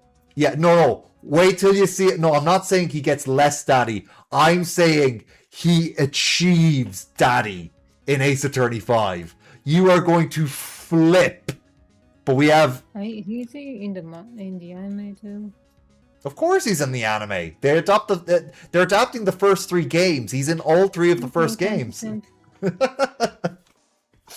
There you go. Over him again Okay, anime. there you go. Maybe we can make that a watch party. You can watch the dub and the sub, so you can know both his names. All right. Yeah, we got our flowers at the very least. Anyway, today's trial. I love the fact that I keep simping over people that have the name Miles. Michael Myers. Miles. You simp over Michael... The actor or the murderer? The person itself. Just how big and... Okay. To clear it up, the guy who plays Austin Powers or the guy with the white mask who kills people? Just simping over the body. Okay, I'm still unclear on that. Anyway, Okay, what happened look, at... if you see a female that looks good on her body, would you not simp? Yeah, Same but thing. I'm not... I don't think you understand my question. Which Michael Myers are you talking about? The real-life actor Michael Myers or the fictional character from the Halloween franchise Michael Myers? That's my question. Thank you. Thank you. That's all I wanted to know. You misunderstood my question. Yeah, that's fine, love. I just needed to clear that up. Yeah, my apologies. You're all right. You're all right. You're all I right. misunderstood the question. You're okay. You're okay. Okay, Ian. I'll see you later then. Yeah. See you later, Ian. Be safe. I think we're going to have to do one more episode of this because I'm only going to do the investigation tonight, and that's when we're going to call it quits. And then in 2 weeks' time, can't do it next week because I'm taking a break next week, but the week after, we are going to finish Ace Attorney 2 and get a start on Ace Attorney 3. Anyway, what happened today at that trial, Edgeworth? That was not like you at all. I mean, I know you knew about Miss Andrews' condition. You could have made her testify as many times as you wanted, but to go that far...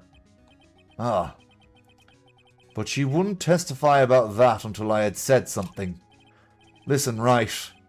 The courtroom is a garden of judgment. I am putting myself on the line when I stand in there. And that's why I made the witness do the same. It's only natural. By the way, Edgeworth, you were really angry in court today. That's rare for you.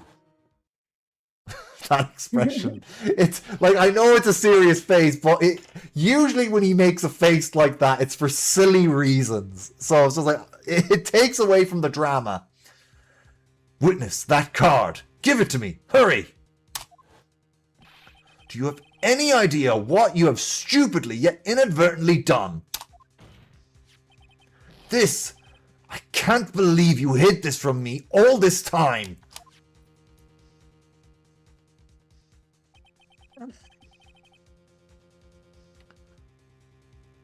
That card? What in the world is it?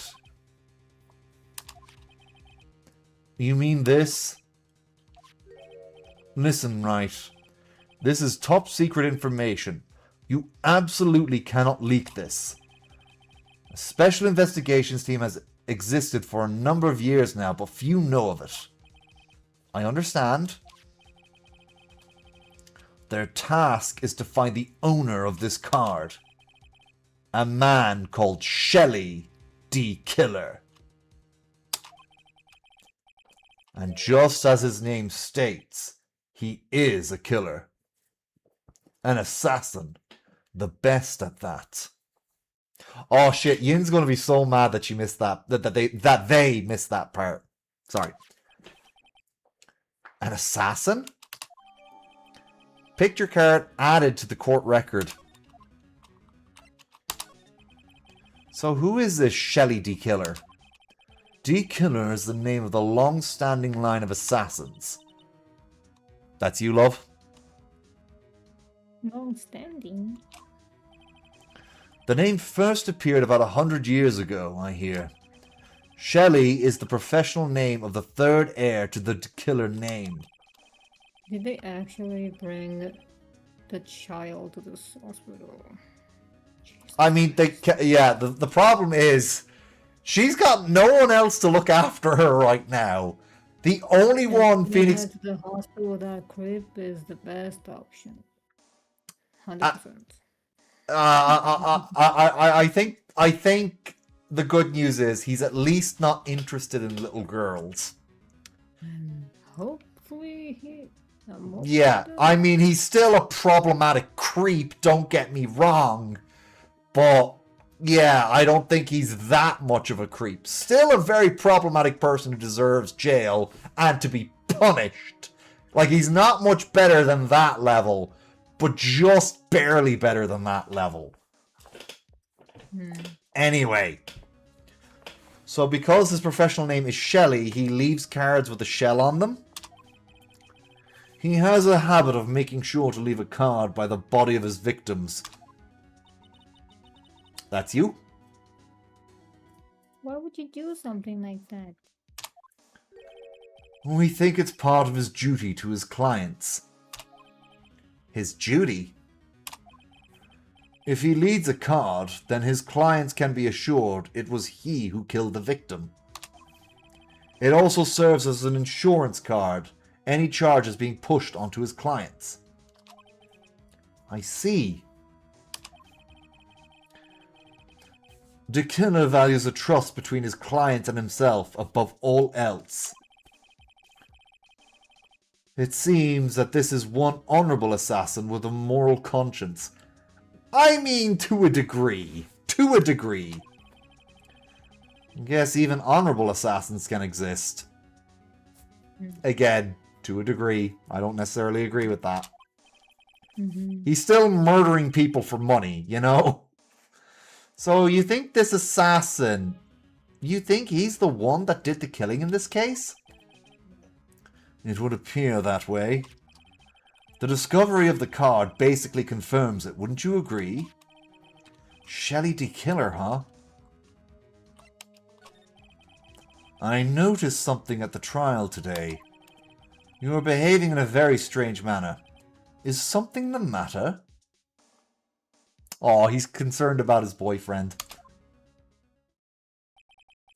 I guess I should just tell him. Maya, she's been kidnapped. Kidnapped? What does the kidnapper want? An acquittal. I see. I had no idea. I will prepare a rescue team as soon as possible and resolve this by tomorrow. That's you, love? Really? Oh, Sorry. no, that's okay. Can you hear that, Mr. Nick? Mr. Edgeworth is going to... Stop trying to console me, Edgeworth. I don't need your pity. Wow, Phoenix, what the fuck? Mr. Nick? There's no way you can find her. We don't even have a single lead to go on. There's only one way to save her. I have to get an acquittal somehow. It's the only way. Right? Listen. You need to know something. Juan Corrida was killed by Shelly the Killer. And the client who ordered the job is Matt Ungard, your own client. Please stop. I can't listen to you. I can't believe that. I see. Well, if you want to continue your investigation, you'll need this. That's you. Oh, you got it. The hotel right now is restricted to police personnel only, as we're looking for any clues that might lead us to Shelly the Killer. But if you were to take this with you to the hotel, I'm sure they will let you enter. Ooh, letter of introduction from Edgeworth. In any case, I must attend to the preparations for Maya's rescue team. We'll meet again if anything should happen. Now, if you'll excuse me...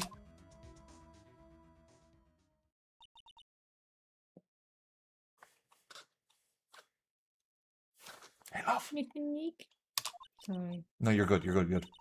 Do you think Mr. Engard hired an assassin? No way. I mean, he doesn't have a psyche lock.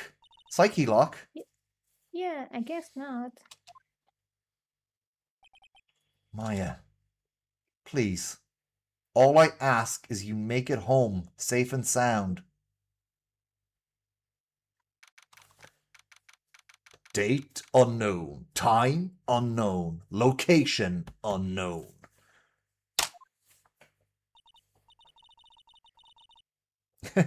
I guess even kidnappers can be a little clumsy. Clumsy enough to drop a card like this for me. And even though he said he was an assassin, I bet he's just making that up, like how Nick does with everything in court. He doesn't make up everything. He bullshits until he can get to the truth. You know? Anyway, let's try out the card trick with this card I just found. Oh, she's doing the door opening trick with the card. Sounds like I got... if you know how to do it. Yeah, and it looks like Maya knows how to do it. Hmm. Sounds like I got the door open. Okay, time to go take a look around. I believe we examined the area already the last time we had the splashback. Date unknown, time unknown, location unknown.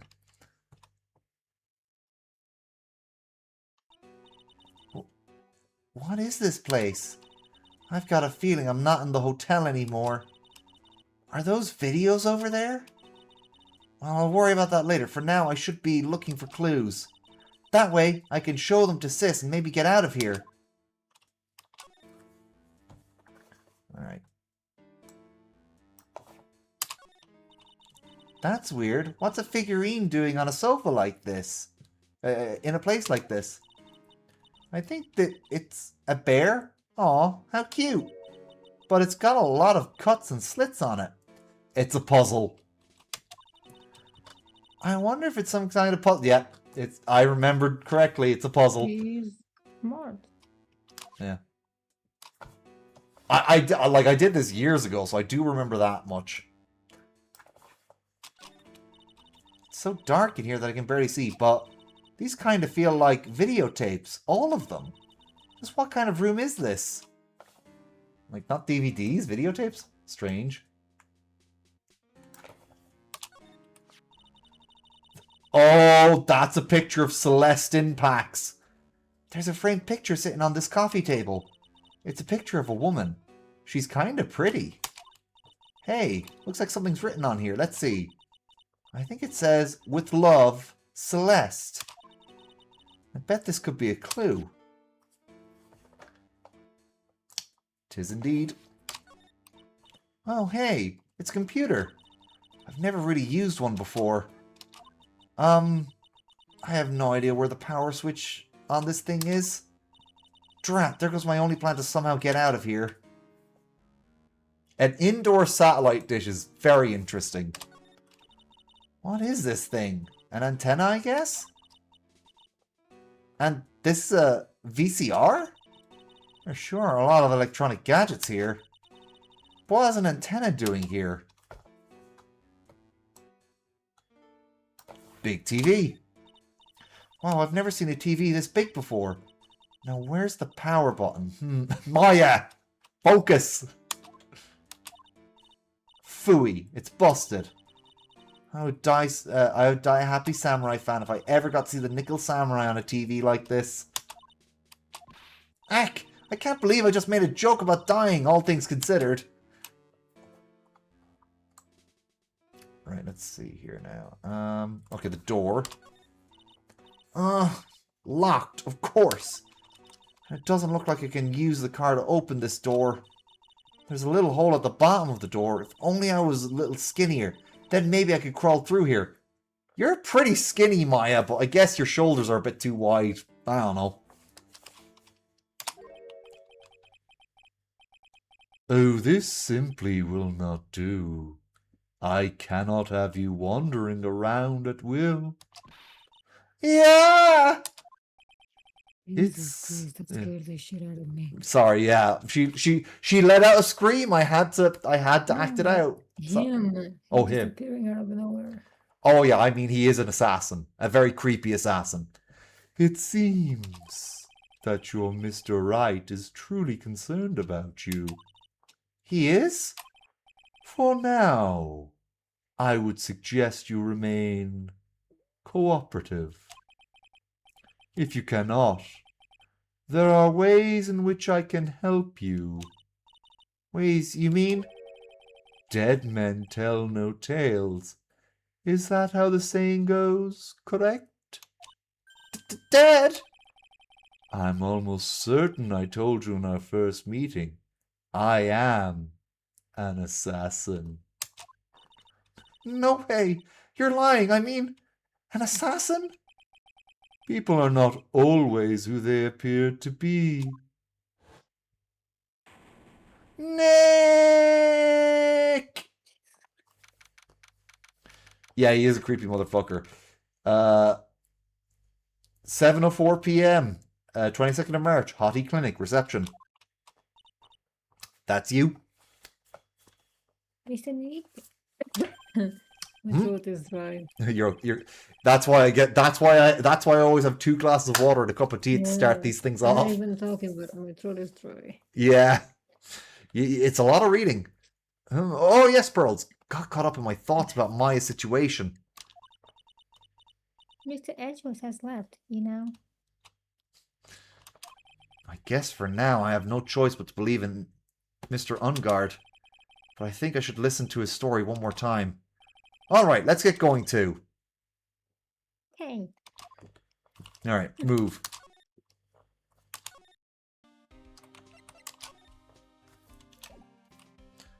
Hold on, actually, I wonder. I'm curious.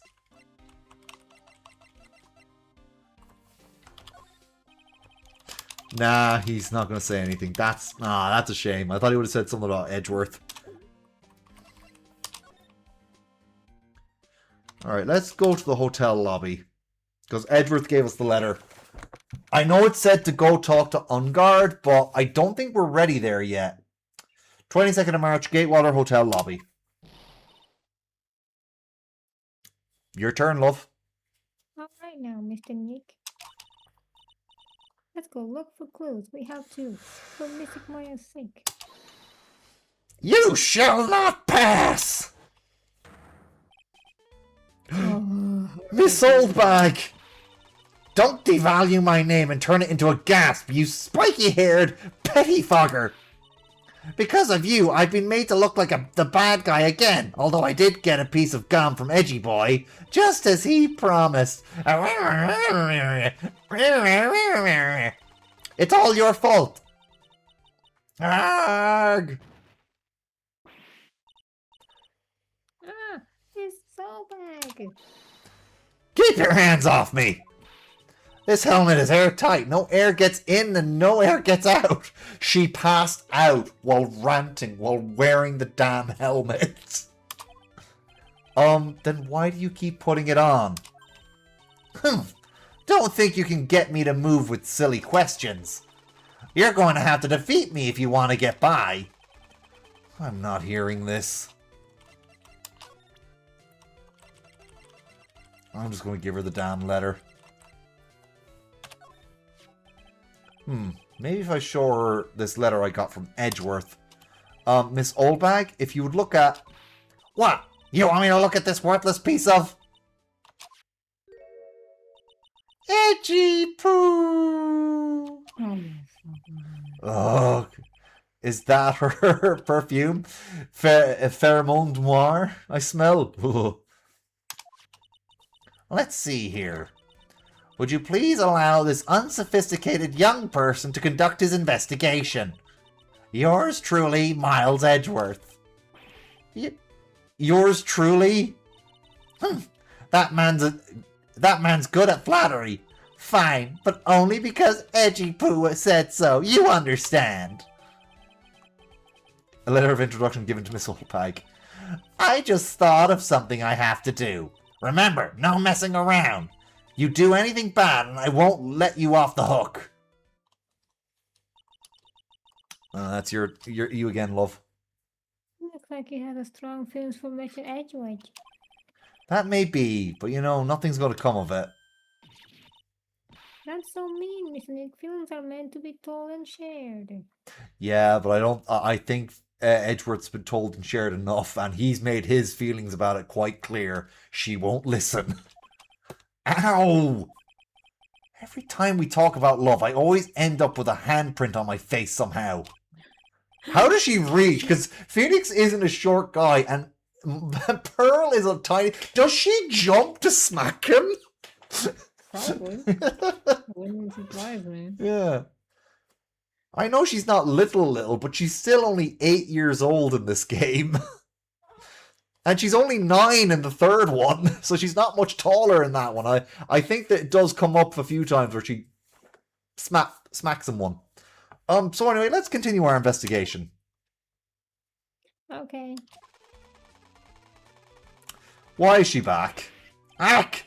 What now? One little thing before I forget. You can't go into Unguard's room today. That's you. Why? The police main's investigation team is going to be in there all day, you hear? I wonder if they're the team in charge of the investigating the killer. So don't go in there. Set one foot in there and you'll face the wrath of Wendy Oldbag. Well, I guess we're done with her. 22nd of March, Gatewater Hotel, Viola Hotel. Or maybe it's Voila Hotel. Looks like we're the only ones here. That's you. And yet the hotel seems so busy somehow. Probably because the police team is scouring for clues about the killer. Right, to the hallway. 22nd of March, Gatewater Hotel, hallway. Hey, city boy! Lotta? You're still here? Wrecking course.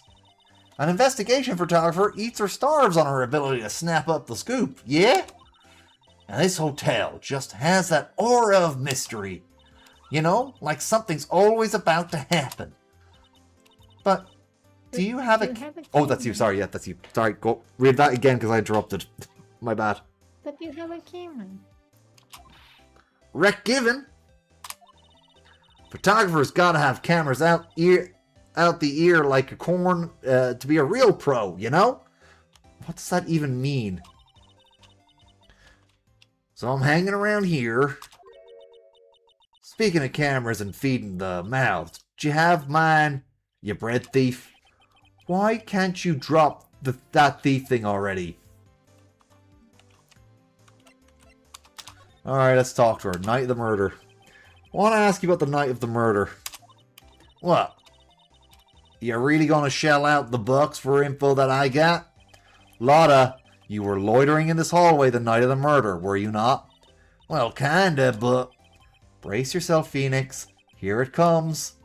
I didn't exactly hang around here the entire time, you know. Followed a few stars around. Got a few autographs, shook a few hands, had a soda pop with a few of them too. Did some of the famous people, like, flirt with Lotta? Looks like she wasn't here the entire time that night. That's you, love. The security lady also wasn't in the hallway the whole time either. Guess this means there's no one who can tell us who came and went that night. The scandal. So, about the note that was inside your camera case. Oh, that ditty I wrote? Yeah. Can I believe what you've written? You mean the stuff about Ungard shoving his manager lady onto Karita? Yeah. Well, I reckon you best not be believing that. What? Look, I sort of wrote that on a whim, you know? Writing whatever came to mind. What? I hate paparazzo behavior. I hate it.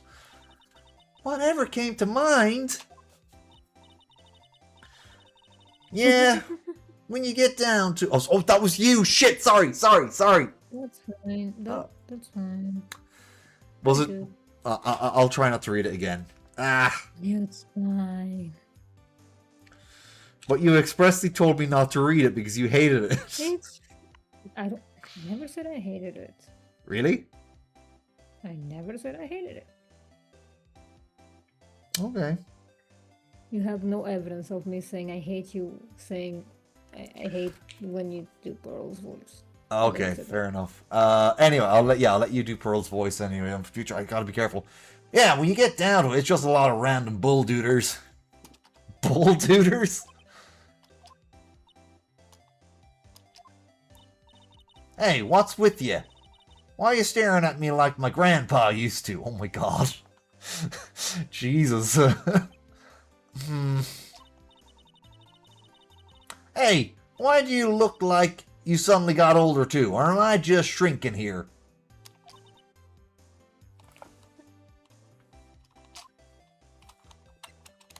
You're getting a little. Well, that was Lotta, is just on Pearl. Ah, my baby! My $1,600 baby!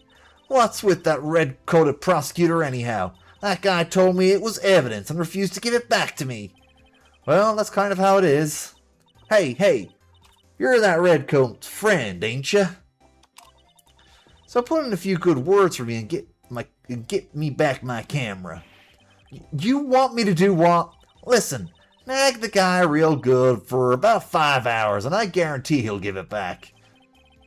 Why don't you do your own dirty work? Well, I reckon it's time for me to get going. Tabloid photographer without a camera is just a tabloid, huh? Yeah. I guess so. Keep yourself together out there, you hear? I'm coming to see you in court tomorrow. Okay, I'll see you then. And you there, Litman, keep up the good work, okay? Okay. Don't be picky about your food now. I will. I will.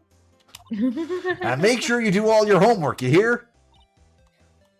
Okay. What the And if you happen to find yourself a camera, make sure, would you please just leave already? Jesus. Okay, so we have to go to Karita's room because we can't go to... She sounds like my mom's. Yeah. Yeah, I guess she's affectionate towards children. 22nd of March, Gatewater Hotel, Karita's hotel Don't room. be picky about food. Don't forget to do your homework. Don't What? forget to do this. Look at the What? laundry. What's this? I'm guessing that's moaning. Mr. Nick. What is that otherworldly, ghastly moaning? Oh, I was right, it was moaning.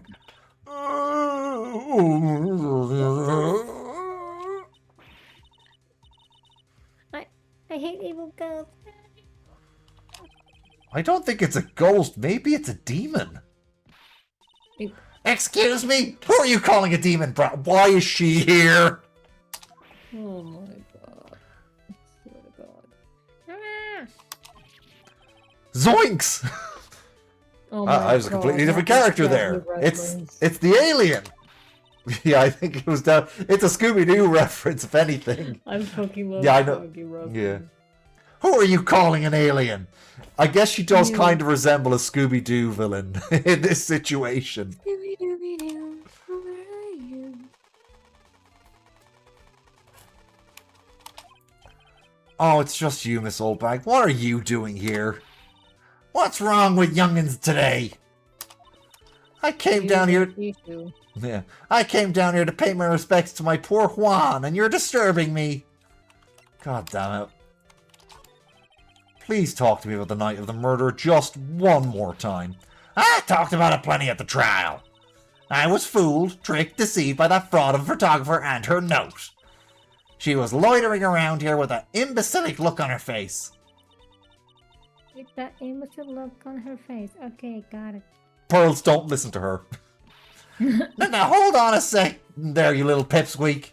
If you're going to take notes, at least make me sound better than that. Oh, alright. Now I've seen everything. But you know, I was working that night too, doing my job, minding my own business. So it's not like I had time to waste standing around here the whole night. I was wondering if you could tell me a bit more about Mr. Kurita. He was the most popular star, you know. Especially where it counts. In my book! But I heard he was lagging behind in the polls against Mr. Ungard. Well, that's just a recent thing. Bad luck and all that, you know?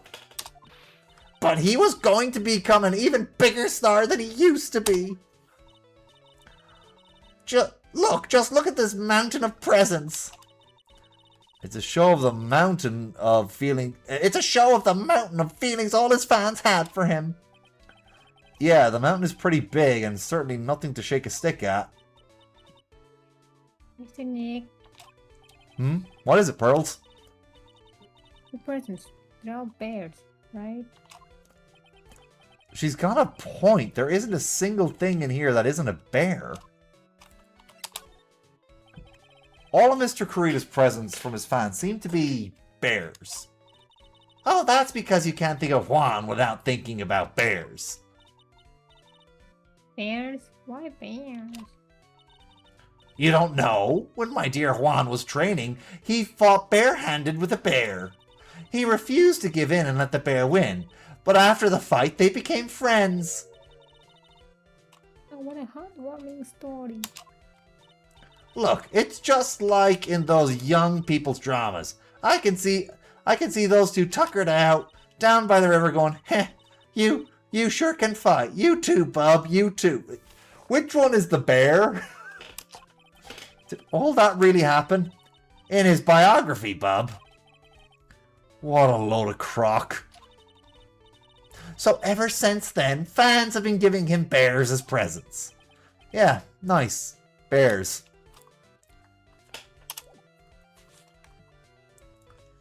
I think I'm supposed to present her with stuff.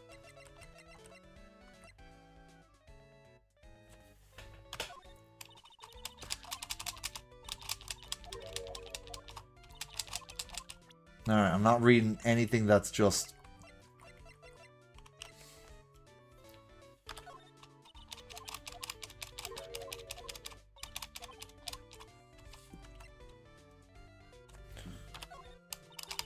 Okay, I don't think she's got anything to share, so I guess we gotta examine. I was hoping we were done with her, but oh well. Bottles of cosmetics are scattered all over the floor. This is probably where Mr. Kurita fought his assailant.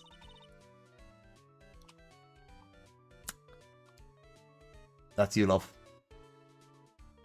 These glass shards. They're probably from the glass vase Miss Andrews knocked over.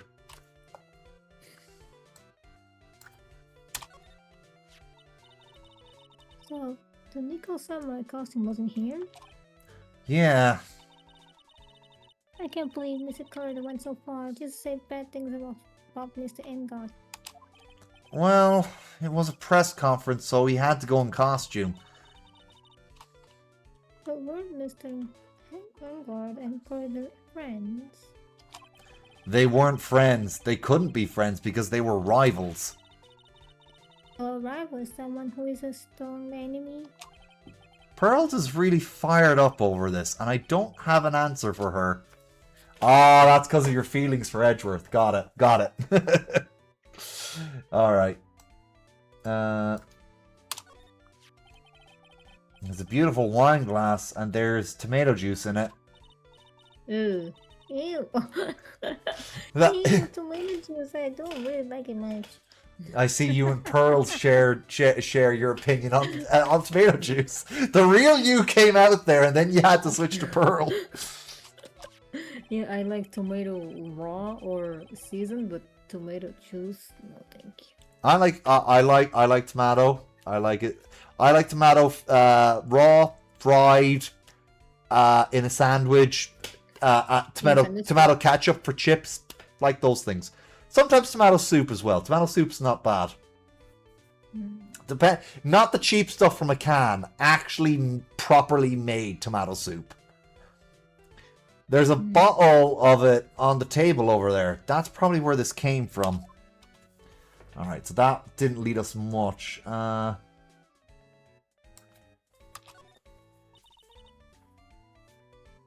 That's you, love. That's a bed. Yep, it's big, but it's a bed. Mr. Nick, it sounds soft. How easily children are entertained. I know, right? Okay, let's see here. Table. Looks like Mr. Kurita had dinner that night. This bottle is tomato juice. We had a lot of food at the award show that night. But I wonder if the stars had gone on stage after only eating a meager meal like this. Alright, we gotta slide over, I think, because I don't think there's anything else. Unless that radio... Let's see here. Alright, we gotta slide over. More bears. Yeah. Wow, there are a lot of bears. Alarm clock ones, collector's edition, stuffed teddies, plastic models. It's pretty overwhelming. Is there any kind of bear he doesn't have? There's even a few in the trash can. Yeah, I get the feeling maybe the guy didn't really like bears. Or teddies. It's hard to bear with these problems. Growl! I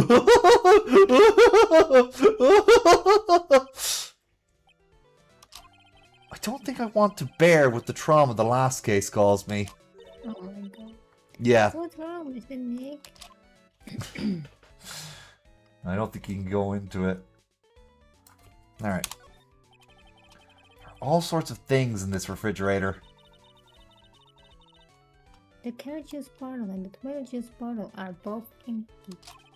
Empty? Is it too much hassle to throw them away, I guess? They're all vegetable juices. I guess he must have been a real health nut.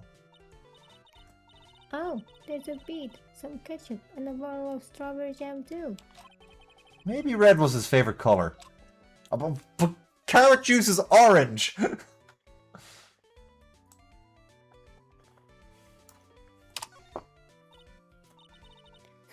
It's too messy here. She's gonna have OCD at this point. Oh, she does. she already does. Pearls really likes things neat and tidy, I take it. There's a lot of electronic things in here that I've never seen before. Hey, Mr. Nick, tell me what they are. Pretty please. Okay, that over there is a watch. You wear it on your wrist. I know what a watch is. Oops. For a second there, I forgot I was talking with Pearls, not Maya. Holy shit! Oh! Phoenix, Oh! about to get slapped again. Yeah. Well, he said it. That was his internal monologue, so she didn't hear it. It's a suitcase. There are so many things in it that I bet it barely closes. There's his clothes, a dryer, an electric shaver, a calculator. Do all stars pack too much stuff like Mr. Carita? Some of them do. Yep. Some of them travel light. They're all different people. I think you're the light one, maybe. Which one? You. I think we've investigated everything here. Let's go back to the other side. There might be something I missed here. No. I think I've already seen. Yeah, I don't think there's anything in the room here that we can get. Okay, so... I wonder if there's something we have to present to Old Bag.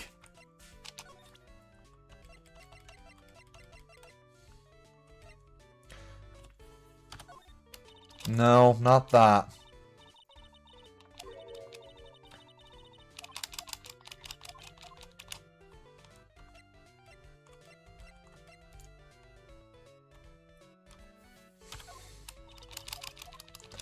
I think we need to find something else.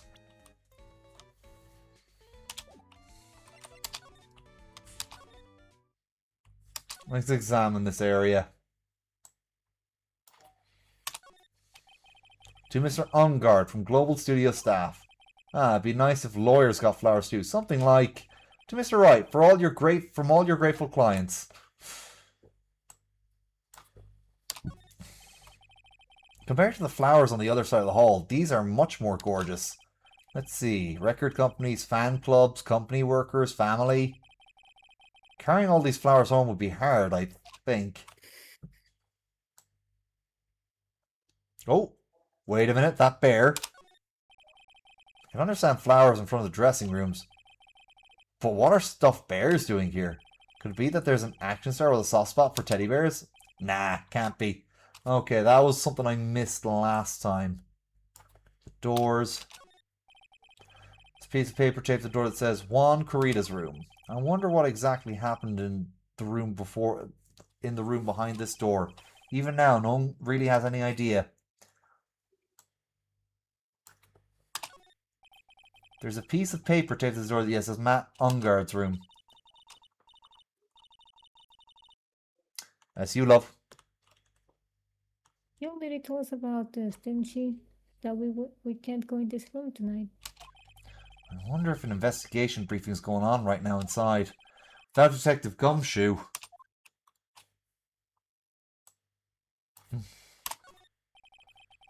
There are toilets in each room of this hotel, but since all sorts of events are held here, there are bathrooms for people who aren't staying here to use as well. Perfect for people like me who can't afford to stay here in the first place. Alright, that's it for there. Let's see, we gotta try somewhere else. Alright. This sure is one luxurious hotel, almost to the point of gaudy with how it blends together with everything fancy imaginable. Speaking of fancy, didn't that bellboy give me something like that last year?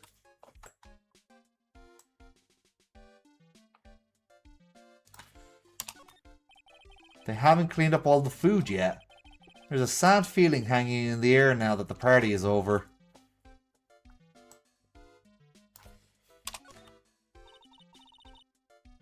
That's you, love. That is such a beautiful sight. The chandelier? Yes, but I can't believe it. I can't believe that such a terrible murder happened under such beautiful lights. It's shocking. That was almost a pun. Yeah. If she used lightning instead. Yeah. The award ceremony was held on that stage. It was really fabulous. You just reminded me of the circus for a second. I wonder if everyone is alright. I heard that the Very Big Circus just recently started holding performances again. I'm sure they're all fine, Pearls. Alright, we're not finding anything, so this is a problem. Alright, this is the only place I haven't examined since I came back. It's a stage they're going to use for the Pulse Ceremony stage show. After the show, there was supposed to be a press conference, but...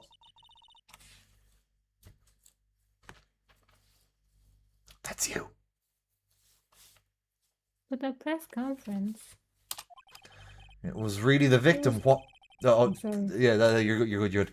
It was really the victim, Juan Corrida, trying to disclose something about Mr. Ungard.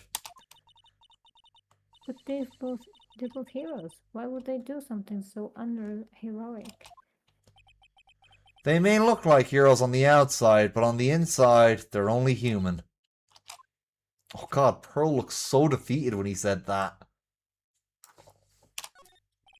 Seats for the spectators of the Pulse Ceremony show and press conference. But it's too bad neither event is going to be held now.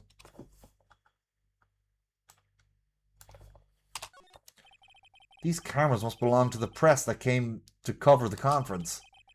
They're all basically doing the same thing, staring at an empty stage.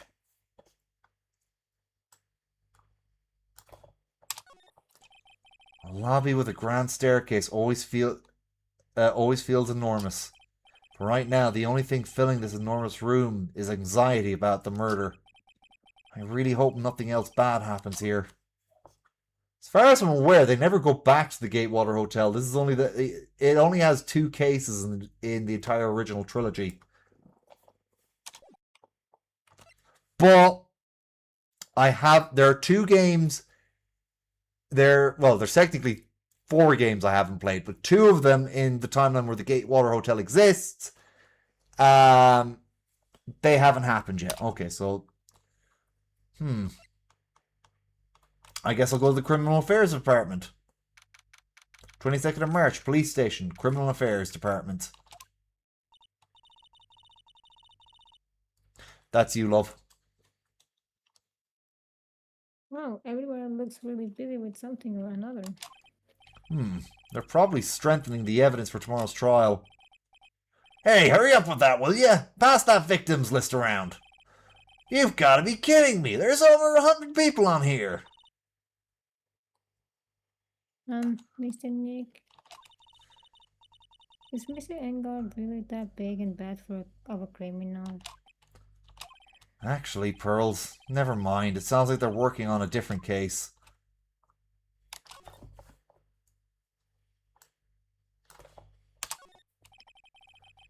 These are the detectives' desks. There are computers and files on each one. Funny, they're not tidier than I expected.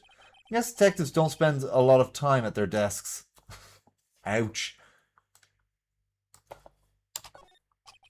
This must be the chief of the detectives here. He's glued to his computer screen. What? Prosecutor Von Karma was shot in front of the courthouse? Who did it? Who shot her? I have a sneaking suspicion that even Gumshoe could do this guy's job.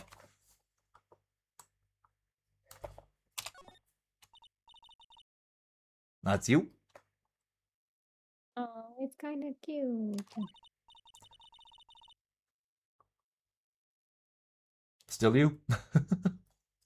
Mr. Nick, what is this stuffed animal's name?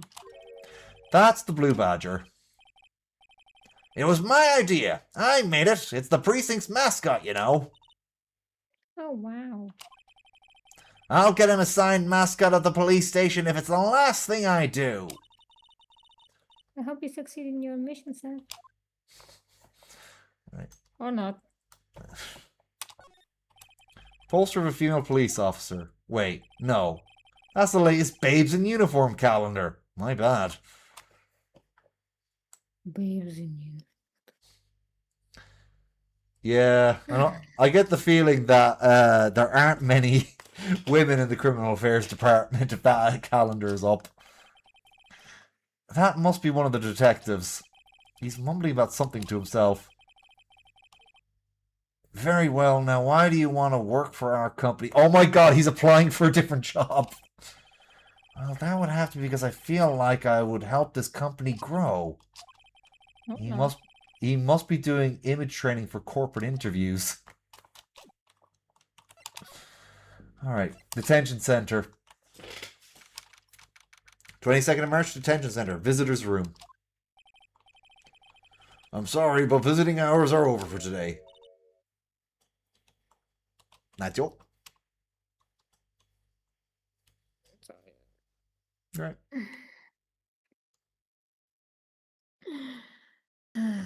Oh. Thank you. Arg, I have too many questions I need to ask. Is your shoulder alright? Sort of. Oh, sorry to hear that. I'm sorry, but I'm Phoenix Wright, a lawyer for one of the... You're Mr. Wright, you say? Oh, yeah. There's a message here for you. A message? It's from Matt Ungard. Here you are. Right. Is it something really important? I don't know. Well, let's see what it has to say. To Mr. Lawyer Dude, I've got something really important to tell you. Why do I feel uneasy all of a sudden? Oh, Mr. Wright. So, actually, I have a favor to ask you. I have a cat named Shoe. I didn't put out... Going to put dinner. Oh, okay, enjoy dinner. I'll try not to butcher Pearl while you're away. I didn't put out a lot of food when I left the house, so he's probably pretty hungry. You think you could drop by my house and feed Shoe for me, dude? My house is just a little ways down from the hotel, alright?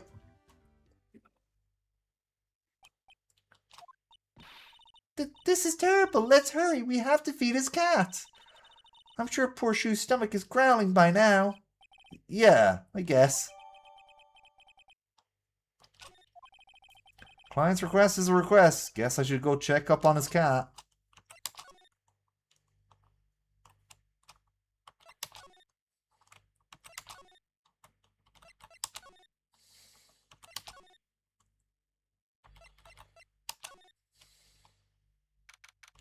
"22nd of March. Ungard Mansion. Living room. Sure it's dark. I'll go turn on the light." Wow, so this is what a star's house looks like. Must be nice to be rich. Come on, Mr. Nick. Let's find Shoo, the kitty cat. Shoo! Oh, there's that actual cat meow. So I guess this is Shoo. Oh no! Look at the baby. What a lovely cat. Hello, Shoo. Oh. Teehee. The cat seems to like pearls. Pardon me. May I help you with something, mister? Oh, we're lawyers, actually. I'm Mr. Ungard's lawyer.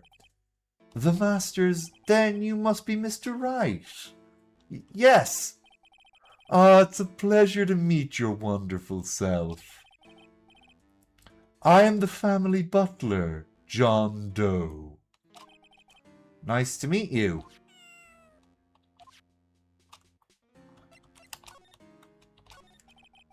You must know all sorts of things about Mr. Ungard, right? Honestly, sir, I don't believe my master is capable of such a foul deed as murder.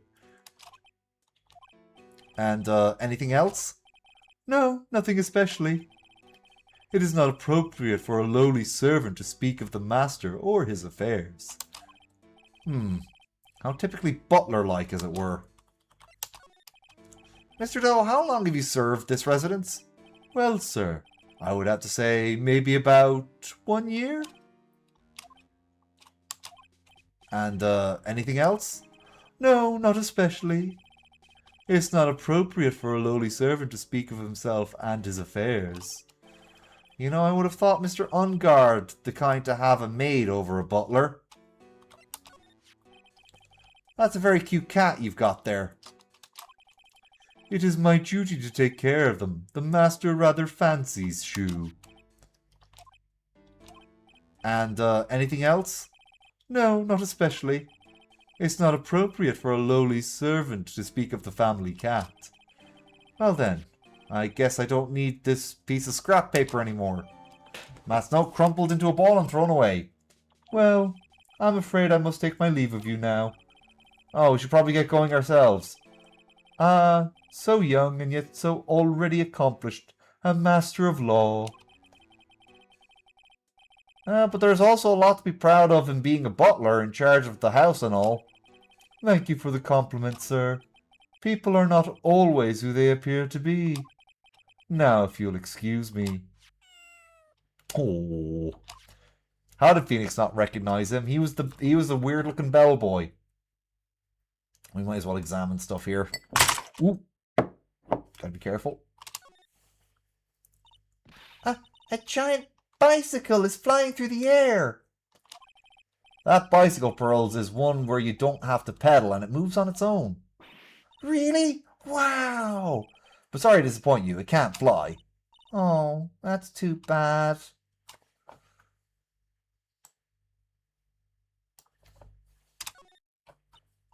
There are masks here.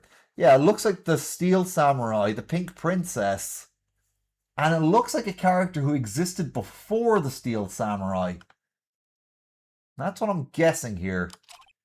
Yeah, that one in the middle is the Steel Samurai.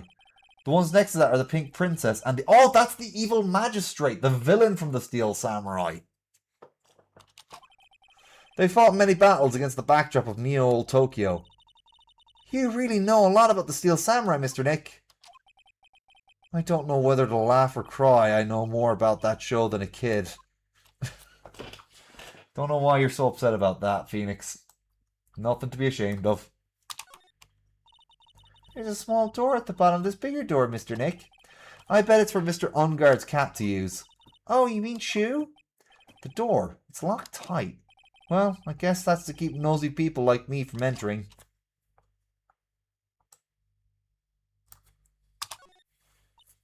Oh, there's a giant cooking hearth here.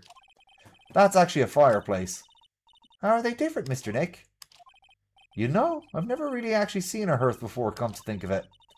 You should come and visit Fay Manor then. I'll show you one when you do.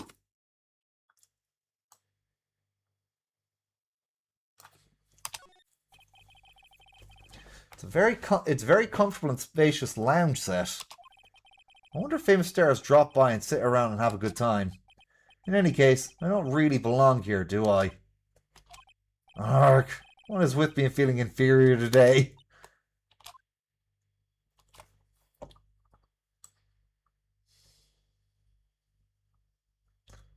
Yeah, I think that's every... Oh! There's another door over there. You shouldn't go wandering over there, Mr. Nick. Yes, Pearls. Now I know how Maya feels when I tell her to stop playing around. Alright, I guess that's everything.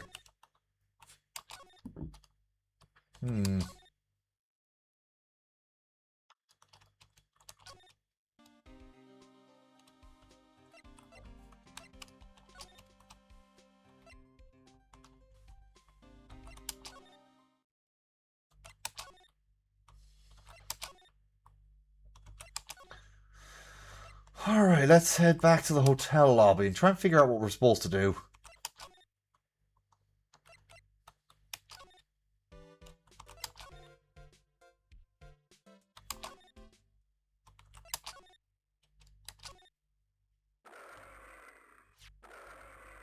I'm Uncle Bear and I say it's barely 8 o'clock.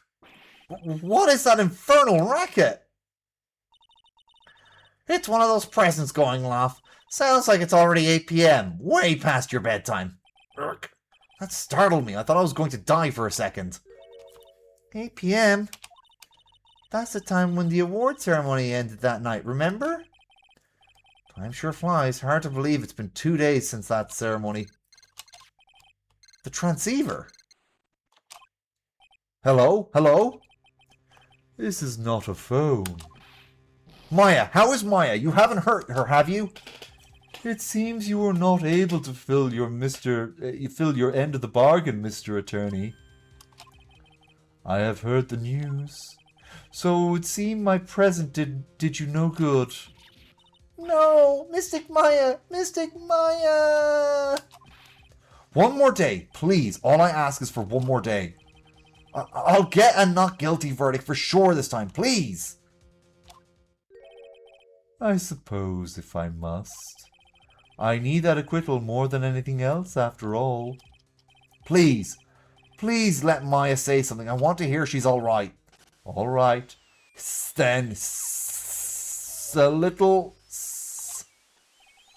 What is with the static all of a sudden? Hello? Hello? It seems bad. Connect. Damn it! Did the transceiver just suddenly break? Excuse me. What happened? I don't know. All of a sudden it became nothing but static. Mystic Maya! Mystic Maya! Why did the transceiver suddenly break like that? Should probably have an electronics expert look at it. The sooner the better. I think there's only one person I can show this to who could help.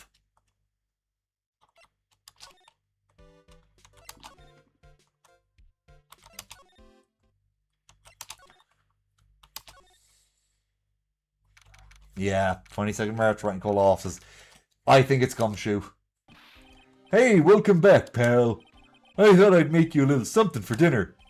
That's nice, thanks. A rich man's luxurious full-course meal. Out of a can, that is. I'm sorry you went through all the trouble to cook, but I don't have time to eat. Oops. Looks like you don't have a can opener, pal. You've gotta be kidding. And here I thought he had already whipped something up. Oh, I know. There is one way I know how to be helpful. Ask me about anything you want, pal. Go ahead. Well, since he's already offering, I wonder what I should try asking him about. I think I just better present the transceiver. The transceiver? Oh, Mr. Nick, you should ask Mr. Scruffy Detective about that thing. What thing? Oh yeah, this thing just up and broke all of a sudden. It broke, pal? When I was talking to the kidnapper, it just suddenly broke into static. Look, it sounded like this. I don't hear any static, pal. Huh? Maybe it fixed itself. That's strange. I'm sure it was making a loud static noise. Maybe. Maybe what? Maybe it was electromagnetic interference, pal. Electromagnetic interference?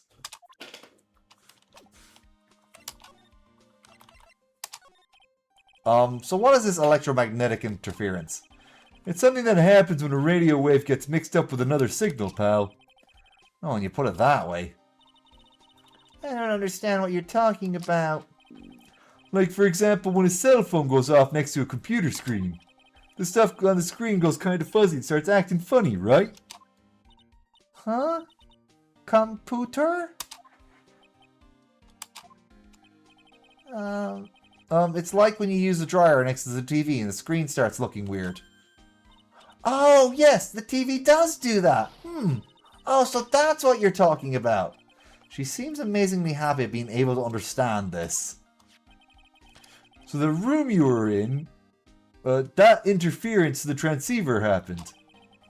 That's gotta be something there that's sending out a very strong radio waves, pal. Something like a listening device or something. Ah! Hey, speaking of that, where were you when it happened? We were in Mr. Kurita's room, the scene of the murder. What? That's it, I'm going to sneak into the precinct and get a bug sweeper. I'll meet you at the crime scene later, pal, alright? Ah, wait, Gumshoe! Oh yeah, baby, it's investigating time! I'm on fire, pal, my fingers are itching to go! Yeah! We should get going too, Mr. Nick. Alright, let's go.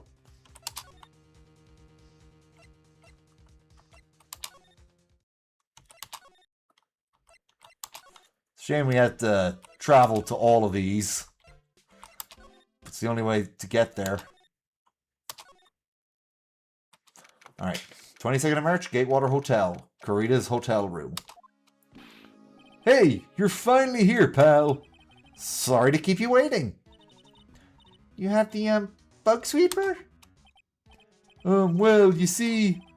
I got busted trying to sneak in, pal. Then suddenly I'm staring at the precinct doors. From the outside, I mean. So yeah, I couldn't get one of the police bug sweepers. What do you mean you couldn't get one? We need that item. Hey, calm down, pal. Didn't say I didn't get one, just not the police's. Well, so this is a bug sweeper. It looks a little broken. Hey, this is what I made in elementary school, pal. Oh? By who? Me, of course. Seeing this sure brings back memories. Hey, don't go looking down on it, pal. Sure, it's a little beat up, but I put my heart and soul into building this puppy here. Your heart and soul? It'll work. Trust me, pal. It'll do the job, but you can't set the sensitivity. So it's going to beep at anything that gives off electromagnetic waves. But isn't it better that way? Well, anyway, since I brought it all this way, might as well give it a whirl, right, pal? I'm getting the sinking feeling. I'm getting that sinking feeling again. Okay, now I'll tell you how to use this baby. There's a listening device or something sort of bug hidden in this room, pal. So we're going to find it, right? Right now, first let's turn the sweeper on. Next, move the sweeper around to give the room real thorough look-see, pal. The sweeper will let you know a strong signal it's picking up. So keep an eye on it, okay? Once you find something that's giving off a lot of radio waves, press enter to lock onto it.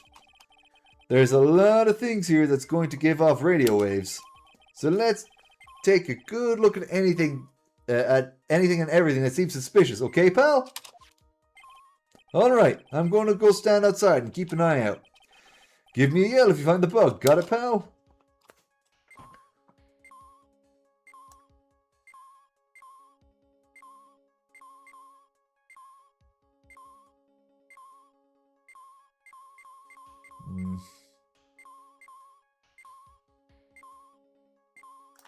I think it's in one of the bears, so I'm going to move away there.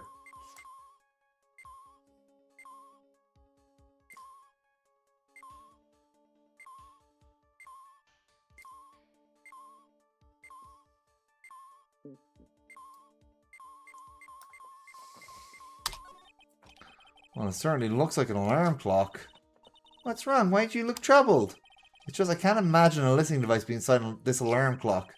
It just sort of reminded me of something that happened a long time ago. Oh. Well, anyway, it looks like the listening device isn't in here. That's strange. I would have assumed it would have been in there.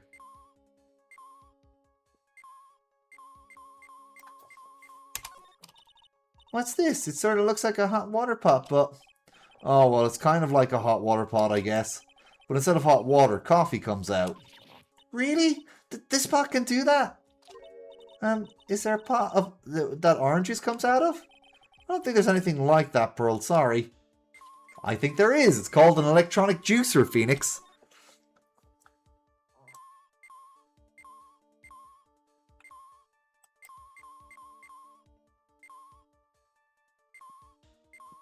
Oh, wait, this lamp check, listening device, nope.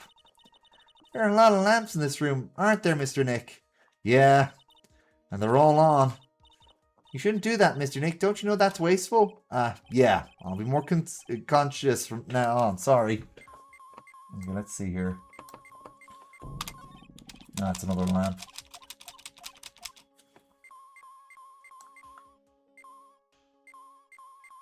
Not the phone. A cell phone? What? Don't tell me you don't know what a cell phone is. I'm sorry, I've never seen one before. Now that she mentions it, my cell phone couldn't get any reception while I was staying in Korean Village. And Pearls has never lived outside that village, so... Well, I guess I can't say it's impossible to live without one. Oh, what a lovely bear. This must be one of those fancy bear-shaped toy robots. It's a robot? It's a real robot? Yeah, it's a real one. Mr. Nick. Yes? How many horsepower is it? How many horsies? Horsies? Well... Look, it's a bear, so,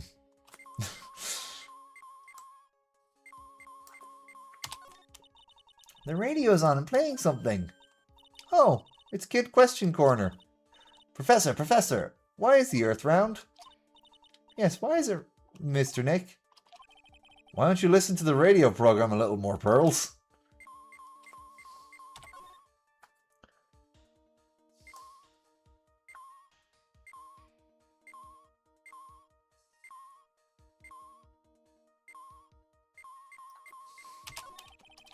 Listening device in the notebook computer, huh? What's a notebook computer?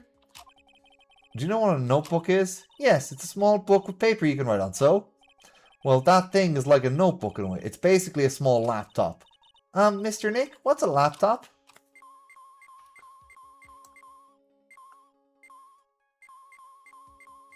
Tried that one already. Wow, there's a really delicious loaf of bread in here. Looks like it's been on keep warm all this time since the murder. Well, Mr. Scruffy Detective says gotta keep the trial and the crime scene warm. I think the keep warm in this case is a little more metaphorical.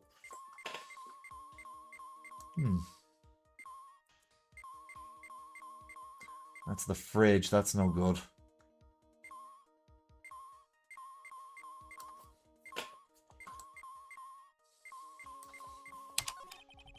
TV remote controls, doesn't look like there's a listening device in here. So I was thinking, I wonder if the TV remote works on other things, like... Could I make you change your expressions like TV channel zap? Hey! But if I could, all the people I would give the old mute button to. Well, I don't think it's going to work on me. Why don't we try it on Maya tomorrow, okay? Okay!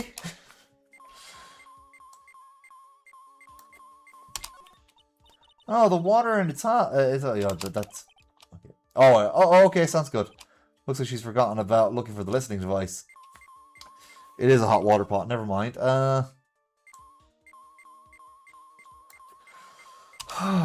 don't really think the listening device is in this TV of all places. Looks like the TV was left on, and it's now showing an old samurai movie. Yeah, this channel plays all sorts of international movies as well as domestic ones.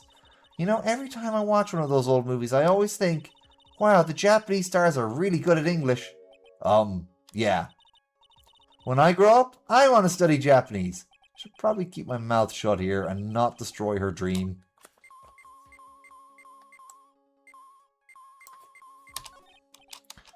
Okay, we already checked all the lamps, so yeah. Same dialogue option.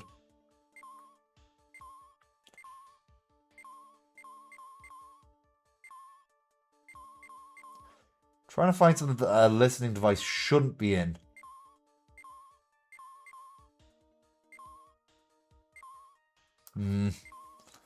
I could have sworn it would have been in one of the pile of bears.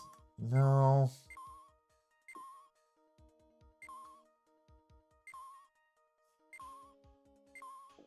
And that's just pulling me closer to this. That's no good.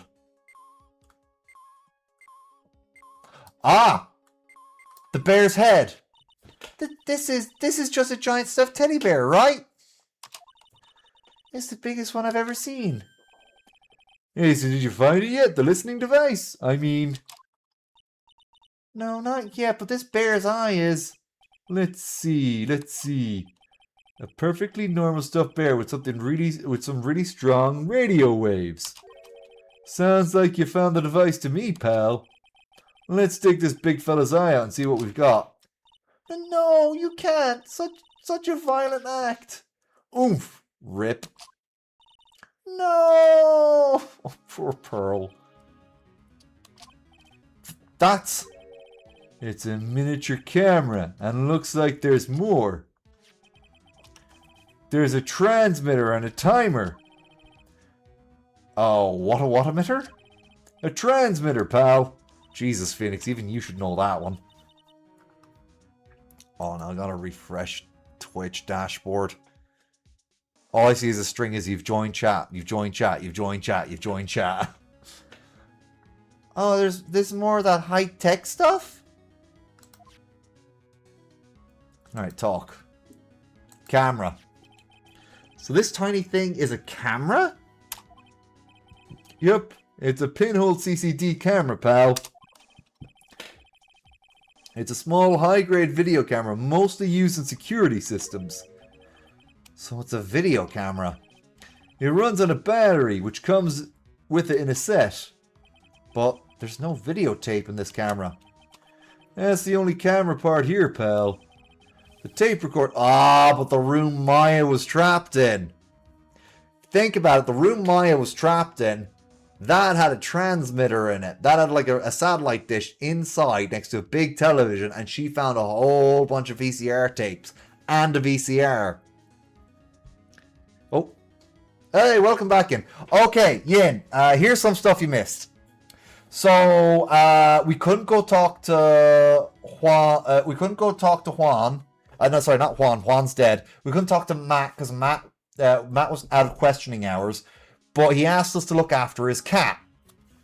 So we went back to his house. And we met a butler there with a scar down the middle of his face. Phoenix didn't recognize him.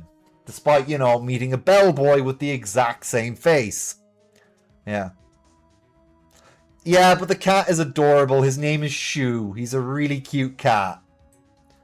But anyway, we also got a flashback with Maya. She discovered a room full of videotapes with a satellite dish and a massive TV. And we just found a spy camera with a transmitter inside one of the bears in Juan Corrida's room. Yeah, exactly. The butler is the killer. And why would the butler be hanging out at Matt Ungard's house? Yeah. The tape recorder with the so yeah, that's pretty much everything important. Okay, Edgeworth explained that it belongs to Shelley D. Killer. Shelley D. Killer, that is his name. I'm going to type it out.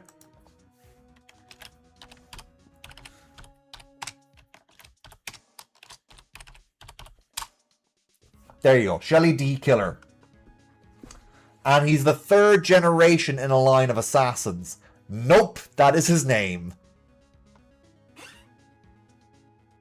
Because they couldn't think of a pun that had assassins, they went with killer instead. On his card is a shell. Yeah. Yeah. His Japanese name has a shell pun in it too, but it also sounds like assassin. But they couldn't quite get that joke across with his English name, so they called him Shelly D. Killer. They did their best. They did their best with the localization. The tape recorder with the tape inside is somewhere else. Okay, so yeah. Maya found a room with a tape recorder in it, along with a bunch of tapes. So it's implied that Matt Ungard was spying on Juan Corrida a lot. Anyway. But yeah, that's it. Gumshoe is now helping out Phoenix even though he's out of a job. He's, quote-unquote, made himself, like, his staff. Yeah, pretty much. Tape recorder with the tape inside it somewhere else. Yeah, he wants to be like a freelance, like, cleaner, receptionist, and cook for Phoenix. Although all he can do is cook instant noodles and get food out of a can. But there was no can opener at Phoenix's office. Somewhere else? Oh, wait, is... Love, are you back? Out of curiosity? I know she went for dinner earlier again, so, but I don't know if she's back yet.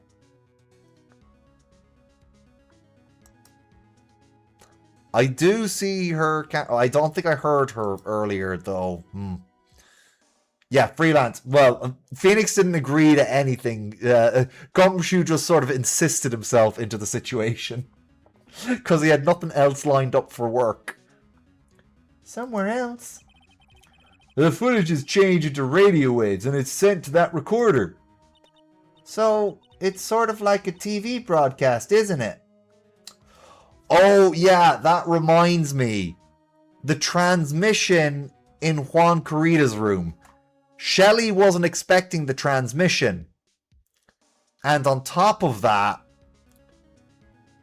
Matt would have known that Shelly would have been in Juan's room. So yeah, a videotape, a recording. It's sort of like a TV broadcast, isn't it? Hey, you know, you're right. Spy camera added to the court record. Transmitter. So, what is a transmitter? It's a device that sends footage, the footage the camera took to a specific destination. It's like a video version of a listening device, pal. It looks like it's attached to a small clock-like thing. Oh, it's a timer, pal.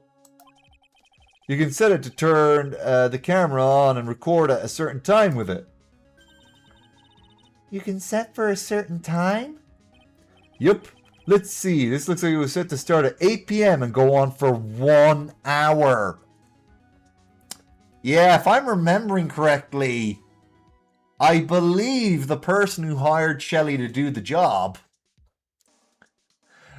was trying to get dirt on him. 8 PM?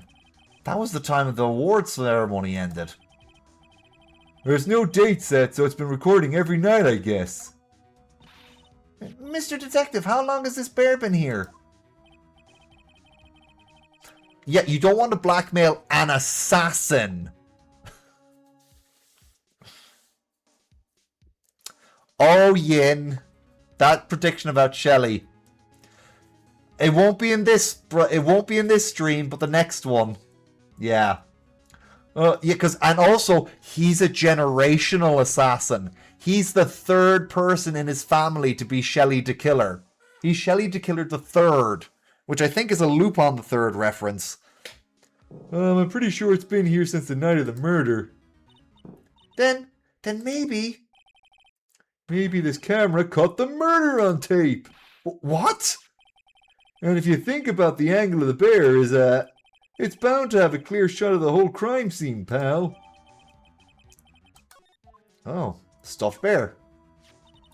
So there was a camera in this bear's eye. And it was disguised as a present. And I'm sure it was here on the night of the murder, pal. It's pretty big, so it stands out pretty well in my mind. But who gave Mr. Kurita this present? I don't know, pal. But this means that someone out there got a video of what happened here that night. Isn't there a way we can find out who that person is? It's impossible, pal. Radio waves can be sent out almost anywhere, so there's no real way to find out. Oh. Is there really no way to find out? Alright. Add it to the court record. I got it! What? Hey pal, let me borrow this mini camera for a bit. What are you gonna do? I'm gonna around an electronics shop, see if I can find out who bought this. But that's impossible. I mean, it's already 9 PM. Leave it to me. Even though I have to search all night, I'll find your man, pal. Oh yeah, baby, it's investigating time. I'm on fire, pal. My fingers are itching to go. Yeah, so the bear was wiretapped with a camera, essentially. It was bugged. He's gone. Yeah. Mr. Scruffy Detective sure is a nice man. He's pushing himself so hard, all for Mystic Maya's sake. It's a mystery how you manage to do things in the most inefficient ways, right? You'll have to excuse me. I heard your conversation just now. Look at him! Oh, I actually feel bad that Blake isn't here to hear this entrance and hear his theme music. I knew it was him. I knew it was him right away. Edgeworth! What are you doing here? A rescue team has been created and deployed. I can't say I'm optimistic, but we have to move forward, one step at a time. I see, thanks. Don't thank me yet. We still have to find her. I'll take the hype and do it for Blake's sake. It's edgy! Hi, edgy! Yeah, that is exactly what she'd say.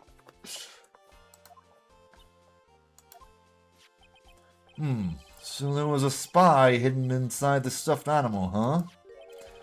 You are one lucky man, right? Do you know this stuffed bear, little girl? I have no idea. Of course not. The maker of this bear is a very expensive luxury brand from overseas. The husband, Blake's, yeah. It's completely handmade, and only a small number of these are exported here. What? The camera and transmitter that scatterbrained detective took with him are dead ends.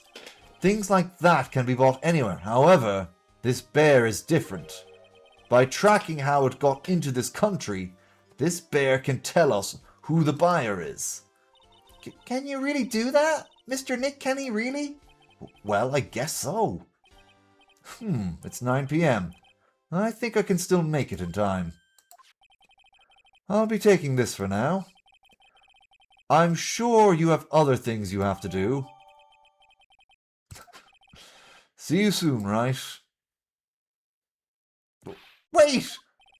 What? Why are you doing this? I have no interest in explaining myself to someone who cannot comprehend. But besides that, right? Until the court reconvenes tomorrow, you should concern yourself with this question. Who was the person that murdered Juan Kurita? The real killer? Do you really still think it was Adrian Andrews? To be honest, I don't know anymore.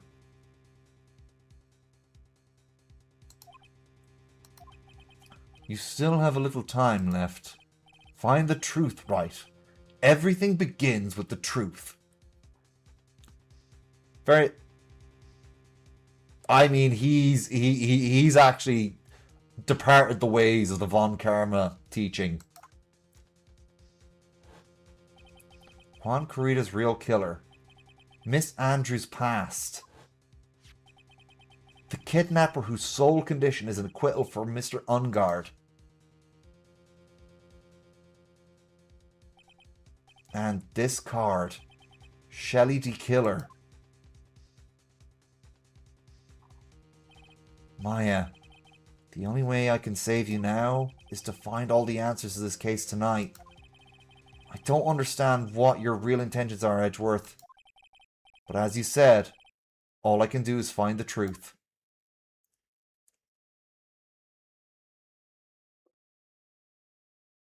Alright. I'll be honest, that's a really good stopping point right there.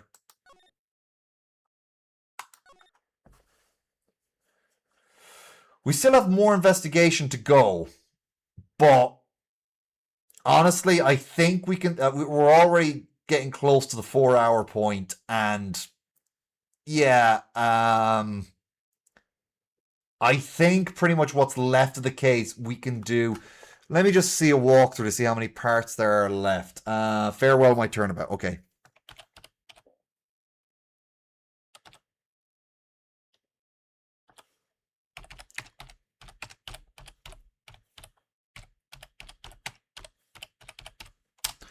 Let's see. Let's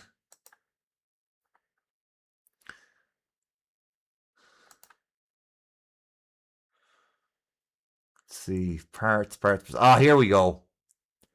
So we have there's 3-2, 4-1, and 4-2. So we're nearly done with it. We're nearly done with it. We got through a lot today. I think we can finish it on the next stream. So I do think, yeah, this is the best time to finish it. Oh yeah, there are walkthroughs for people who get stuck. There have been walkthroughs for pretty much every Ace Attorney game, especially for the two investigation games, because it's easy to get stuck in those. All right, so I better find someone to raid out to. Let's see, what friendo could I raid out to today? Let's see. Oh, Alana's still streaming. I might be able to catch her before her stream ends, so I think I might do that. Yeah, I think I want to raid out to Alana. Okay, guys, sadly tomorrow's stream is cancelled. I'll have to do my Invisigal run through of Dispatch another time. I will get to it, but I haven't had time to get to it yet. Next week I'm off, but this Saturday I am going to be doing a stream with Blake in Path of Titans, and we're going to have our spinal mating, our spinal courting ritual. So yeah, anyway, let's raid out to Alana.